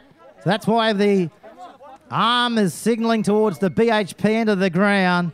Another penalty to the Butcher Boys. And they're leading by 22 points to 12 on the Bar TV scoreboard. The West winger needs to turn around here because that ball doesn't find touch. He's got his back to it. Very important that both teams are switched on now. This is the ultimate. If West can score next, get it back to 22-18, then we have a real match happening. If Central go over here, they can tie the game up. This is Rowan Kelly down to the halfway line. What a ripper of a game we got here on Bar TV. This is why we love the real NRL. The undefeated premiers, are they about to suffer their first defeat of season 2014? This is Wilson. 3 men in the tackle there. 21 metres out from the goal line. They'll play the ball back. They go from dummy half. Back to Kelly. And he's been dumped into the ground there by Dryden. Delaney in a dummy half. They work the left-hand side. Back to Taylor. Good tackle. And it needed to happen. And they did. Last tackle. Last tackle, they go from dummy half. They're going to kick it in the end goal area. Ball's gone too deep. Big sweep back out to the 20-metre line. Yeah, good work by Central. They're putting West under pressure. They know the kick's coming somewhere. And the kick's got to be like staying in the end goal, giving them an opportunity to get another set at West here because they're starting to look tired. So the equation here, it's quite simple. 10 points in 14 minutes. The Rosellas, if any team in the competition's going to do it, it's going to be the undefeated premiers. This is Tafua. Runs into Marlborough. Bowen's in there as well. He gets out of the way to allow Wolford to exploit a gap from dummy half. Flung down and the tackle was that high. Referee it was says, high, but it's not going to be awarded anything. Porter. He goes the dummy half. On it comes now to Petro. Picked up the player's player last week. He'll need an inspirational effort from him if he's going to get his side back into this one. This is Porter. What a crunching tackle. Play on. Blanche. He's back slammed as well. Yeah, Mitchell Cook raced out of the line, put a lot of pressure on Porter, who got a good ball away. Wolford. Away to Porter. Is he seeing double? Looks okay. Probably the biggest tackle in the match we just witnessed a moment ago on that man right there in Porter. Left boot to the ball. It's high. Anybody's ball. Penalty. Penalty to the Butcher Boys. 10 out from their own goal line. Honestly, there was 5 blokes, 6 blokes all running in different directions then, but John Taylor's come up with a penalty. Look, good pressure by West, but they just got to get a little bit closer to the line put the defenders under pressure on the line. The kick in the air is a speculative one. It's only going to come up with a result if they got good people competing in the air. I'll get it right. They take the tap, Big Sweet, and on it comes again. Well, they're tackling in numbers. Are they down? Are they out? The Rosellas. Never ride off the Rosellas. This is Wilson. 12 minutes. 10 points is needed. Can they go the 80 minutes? The Butcher Boys. Out to the halfway line they come. This is Ryan Walker. Need a good kick here, Central. Delaney. Kelly. Good run. Inspirational run over the halfway line. If they're going to win this match, put it down to their forwards as well. They've led superbly in this match. And you've got to remember they're without Tommy Liddon, Josh Allison and Josh Nielsen, the Butcher Boys. Back it comes now to the kick. This is Taylor. High kick. Yates is out there. Comes down to the Butcher Boys. They've lost it. Well, that kick was that good, even his own player couldn't catch it. But it'll be turnover to West. They're 20 metres outside their own goal line. It's poor field position. They've just got to get down the other end and try and come up with something. Here's an excellent run across the park. Well, he's beat 4. So comes in the tackle there. 10 metres short of the halfway line. The Rosellas. Inside 10 minutes to go. This is Ryan Lamb. All back. Wolford has the ball. Porter to the halfway line. This is Mark Farah. He's lost the football. Picked up. Oh, he's called it back. No, I think you find it was touched by a Central player then in the pass. And John Taylor's ruled that way. It'll be a scrum. West ball on the halfway line. We're down to 11 minutes to go. West need to come up with some points in this set or the next one. to make sure this game goes down to the wire. With Peter Jolly and Steve the Swede Dunstan here at Harker Oval. 8 minutes to go in the Cronulla. Newcastle lead by 30 points to 18 as well. Tafua running into Jarrett. Former Western Suburbs player.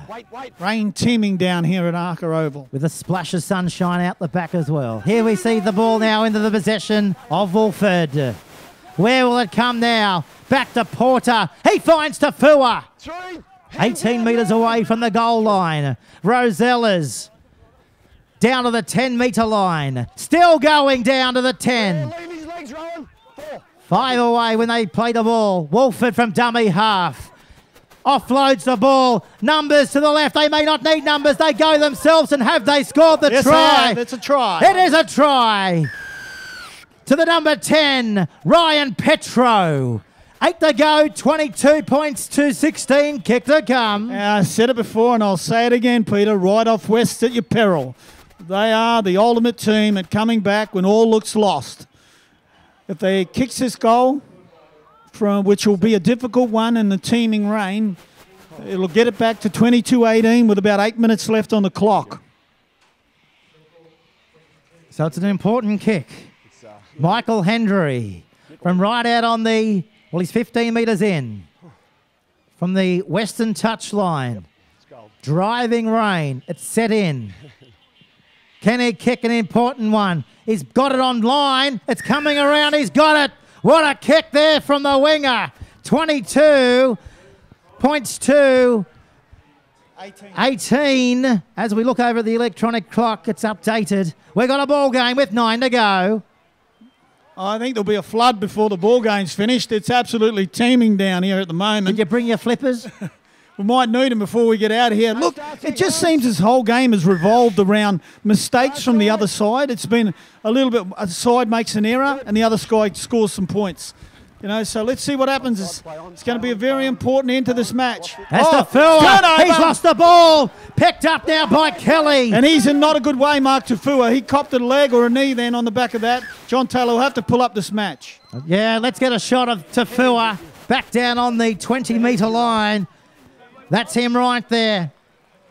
Clutching towards his leg again. Big trouble. Let's have a listen to the ref. Listen to me. You can come here and I'll talk to you. Rowan. I think it's dropped about 14 degrees here. It was only 14 degrees, so it'll be 0 outside. As you can hear the raindrops on the coats of the trainers as Tafua. Well, he's been in everything. Well, uncharacteristic.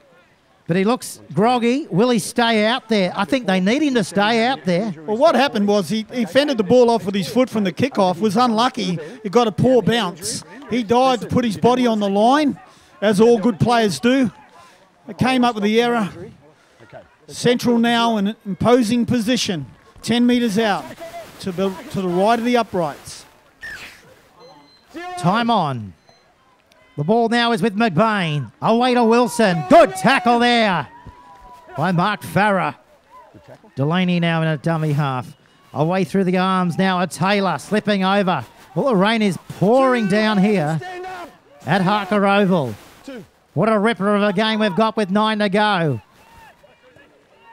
Wilson towards the line. Hands off, James. Wolford's got him. Delaney. He goes himself. He's dangerous. Finds the shoulder there of Tafua. Get that into here, he says, Tafua. Morton.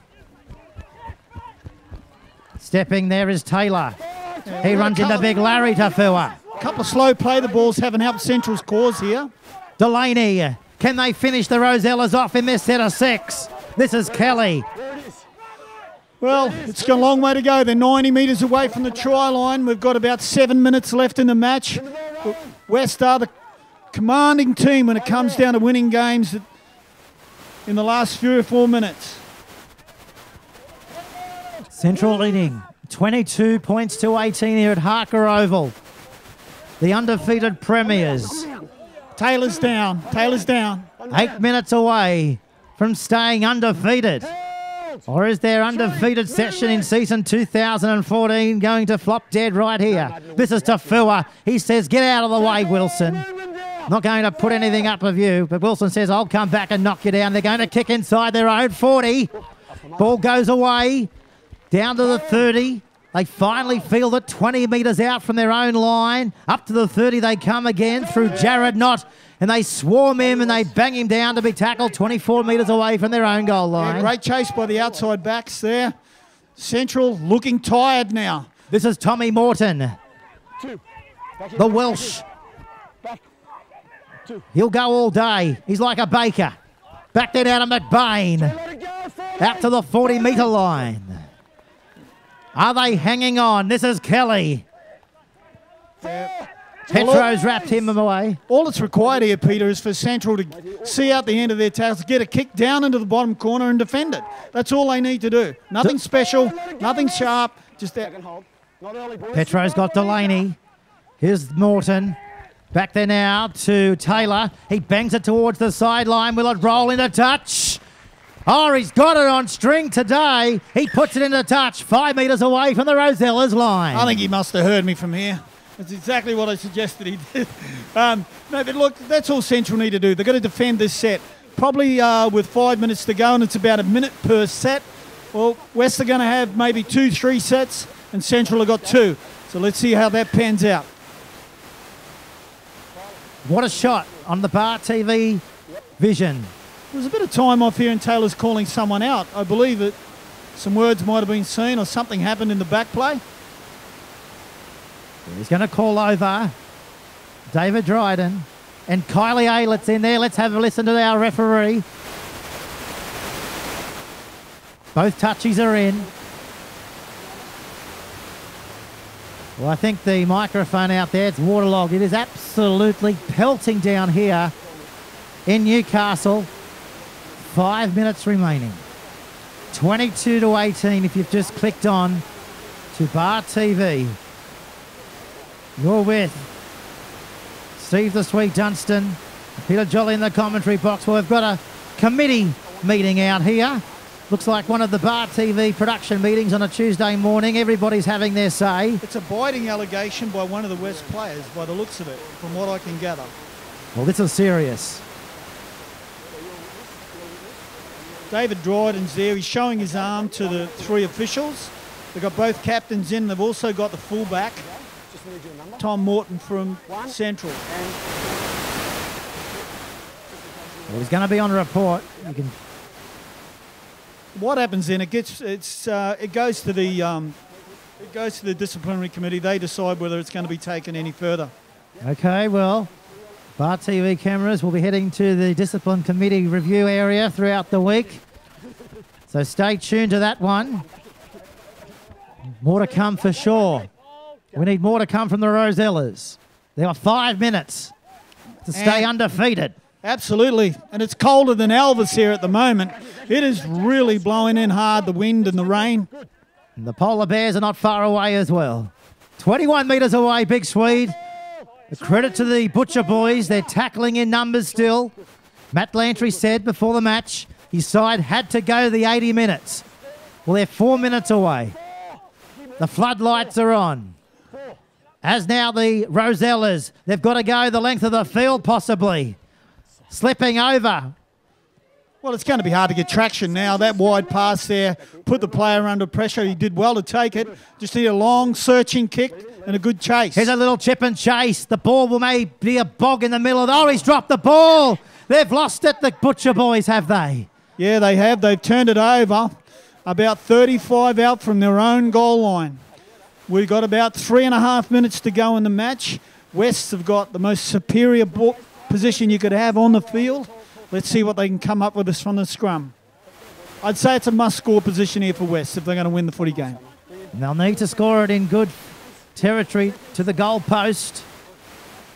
4 points will only get us a 22 all. Let's see what the defending premiers have got in their attacking arsenal here. This is Lamb. He's brought down 30 metres away. Plays the ball back there now. It comes to the 10 in Petro. And they pick him up and drive him back. Wolford He goes into dummy half. The team of champions, are they about to lift? Miller. Wolford from dummy half. He offloads it out the back. Yates charging, offloading. Here come the defending premiers. Hendry. Tackle there by Bowen. 4 tackles. That'll be the fourth tackle. He was hit quite high then, but he looks okay. Wolford now. He sends it back through the arms of Porter. They come up quickly there on him. The ball's on the ground. It's a cake of soap. This is Blanche with the ball. He beat one. He tried to beat two. And he's going to be tackled. Last tackle now for the Rosellas. Wolford from dummy half. They'll score, will they? They've lost it. They have lost the ball. Steve Gordon has put the ball down with the line wide open. Well, it was near impossible pass to take. It was like in these conditions, if he'd have caught that and scored, it would have been a complete and utter miracle. That was always going to be a hard one to pick up, wasn't it? Well, yes, it was always going to be a hard one to pick up. And with this teeming rain, that's why the ball's just gone straight through him. So we've got time off here. Let's go, boys. But still, Central have got to hold on. They've got to complete the set. West will get one more set at him. Play the ball. Well, they need to force the error. Where's their big boppers? Lucas Miller in there with David Dryden. Delaney, on it comes O'Kelly. He's experienced. He says, boys, I'll just take it forward. I'm not going to let you down. Delaney now. Through the 16, this is Mitch Cook. Terrific match, Pete. Terrific match. Not in top. Wait. Go. Delaney goes from dummy half. There's 56 seconds to go here at Harker Oval. Well, they need to get it out of there, Central. Jam it down that end and just got to defend 3 or 4 tackles. That's all they've got to do. Or kick it into touch, come up with a scrum. The lights are on.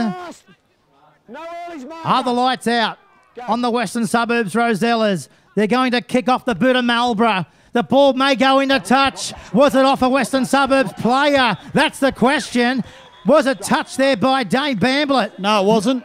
So they got, what, 40 seconds, 30 seconds to go, well, Big Sweet. They need to pack the scrum and come up with something. They all run from everywhere. They're still missing 1 or 2 to turn the clock off. 10 seconds to go. Western Suburbs Rosellas has their run come to an end. Well, it's got to be a kick, and it's got to come from one of the other players, and there it is. And this is the last play. Butcher boys, will they get to the football? They tow it ahead, and it's in the touch, and that's all she wrote. Western Suburbs have been beaten by the Central Newcastle Butcher boys by 22 points to 18. And don't they love it? They knew they had to play the full 80. They've played the full 80 and they've knocked them off. Undefeated premiers. First loss of 2014. Well, you've got to give full credit to both sides in those conditions to finish off the game. Fantastic ending, good excitement. Look, congratulations to Central. They're just far too good on the day. But West can hold their heads high, all their new players and the teams, the dramatic changes with everything that's been going on. They did really well. Look, never write off West. They came back. They gave themselves an opportunity for that miracle try right at the end. It didn't happen. And congratulations, Central. They've got the 2 points here at Harker Oval today. Yeah, but they're not too bad. Superb team effort. You've got to remember, the Butcher boys were without Josh Allison, Josh Nielsen. They lost their halfback in Tom Liddon. They were blooding younger, inexperienced players. And they've been able to come here to Harker Oval and knock off the first place competition leaders in the Western Suburbs Rosellas. Craig Miller, he said that this game was all about attitude. He said that his team were without up to 5 or 6, but he said there was no excuses for this competition here today if they were to lose. And it just gets harder. Western Suburbs next week will go to Townsend Oval and face Adam Bettridge's boys as well. So it's all going to be an interesting few weeks ahead for the coach and his team. Well, it's all good for Newcastle footy too, because the closeness of the competition means spectators get out there and watch their teams go around. They like to see footy where it's not going to be a 30 or 40 point result. And today was a good representation by the players. There was a good crowd here. They hung around in the ensuing weather that came in. It really came in heavy. You can see the photos out there now. It's heavy. The pitch looks like a swimming pool at the moment. Look, congratulations to both sides. They really put on a solid display out there today. It was good footy. Fantastic footy. And we really hope you enjoyed it back home listening to Bar TV's coverage. Well, that pretty much wraps us up from Harker Oval. And what a way to end a fabulous weekend of rugby league. The Premiers, they've been undefeated. They've been knocked off their perch. Just let's go through the results so far from other games if you just missed it. The Macquarie rolled Port Stephens yesterday by 52-16. Cessnock made it back-to-back wins with an empathetic 54-18 victory over Lakes United. Maitland Pickers, they stormed home and overpowered the Curry Bulldogs by 46 points to 18. And today, the Rosellas have gone down for the first time this season to the Butcher Boys. And the Butcher Boys, well, they just keep on rolling forward. Yeah, big match next week, Cessnock versus Central Charlestown at Central next Sunday. That'll be a game worth seeing. Get out there. Our boys were really up with it yesterday. They performed very well. We've got 2 players away in Chris Adams and Brendan Halad. But, yeah, the replacements stood up and, yeah, to put 50 points on Lakes, who are a really up-and-coming side, was a good result. And from what I've seen here today, Central, with that what they've got, it'll be a fantastic match. Next Sunday, 3 o'clock, get out there. All right, Steve. Well, thanks very much for coming back today. This is your second appearance. Hope you enjoyed it just as much as we've enjoyed having you here, mate. Absolutely. Well, that about wraps us up here from Harker Oval. Don't forget, you can watch all our videos live on YouTube. And don't forget to check out our Twitter and Facebook pages. And, of course, if you would like to check out all our pre-game interviews and feature interviews with all the clubs this season, head to our Twitter and Facebook pages. So on behalf of the entire Bar TV commentary side, I'm Peter Jolly. We'll catch you next week up at Port Stephens when they take on Maitland.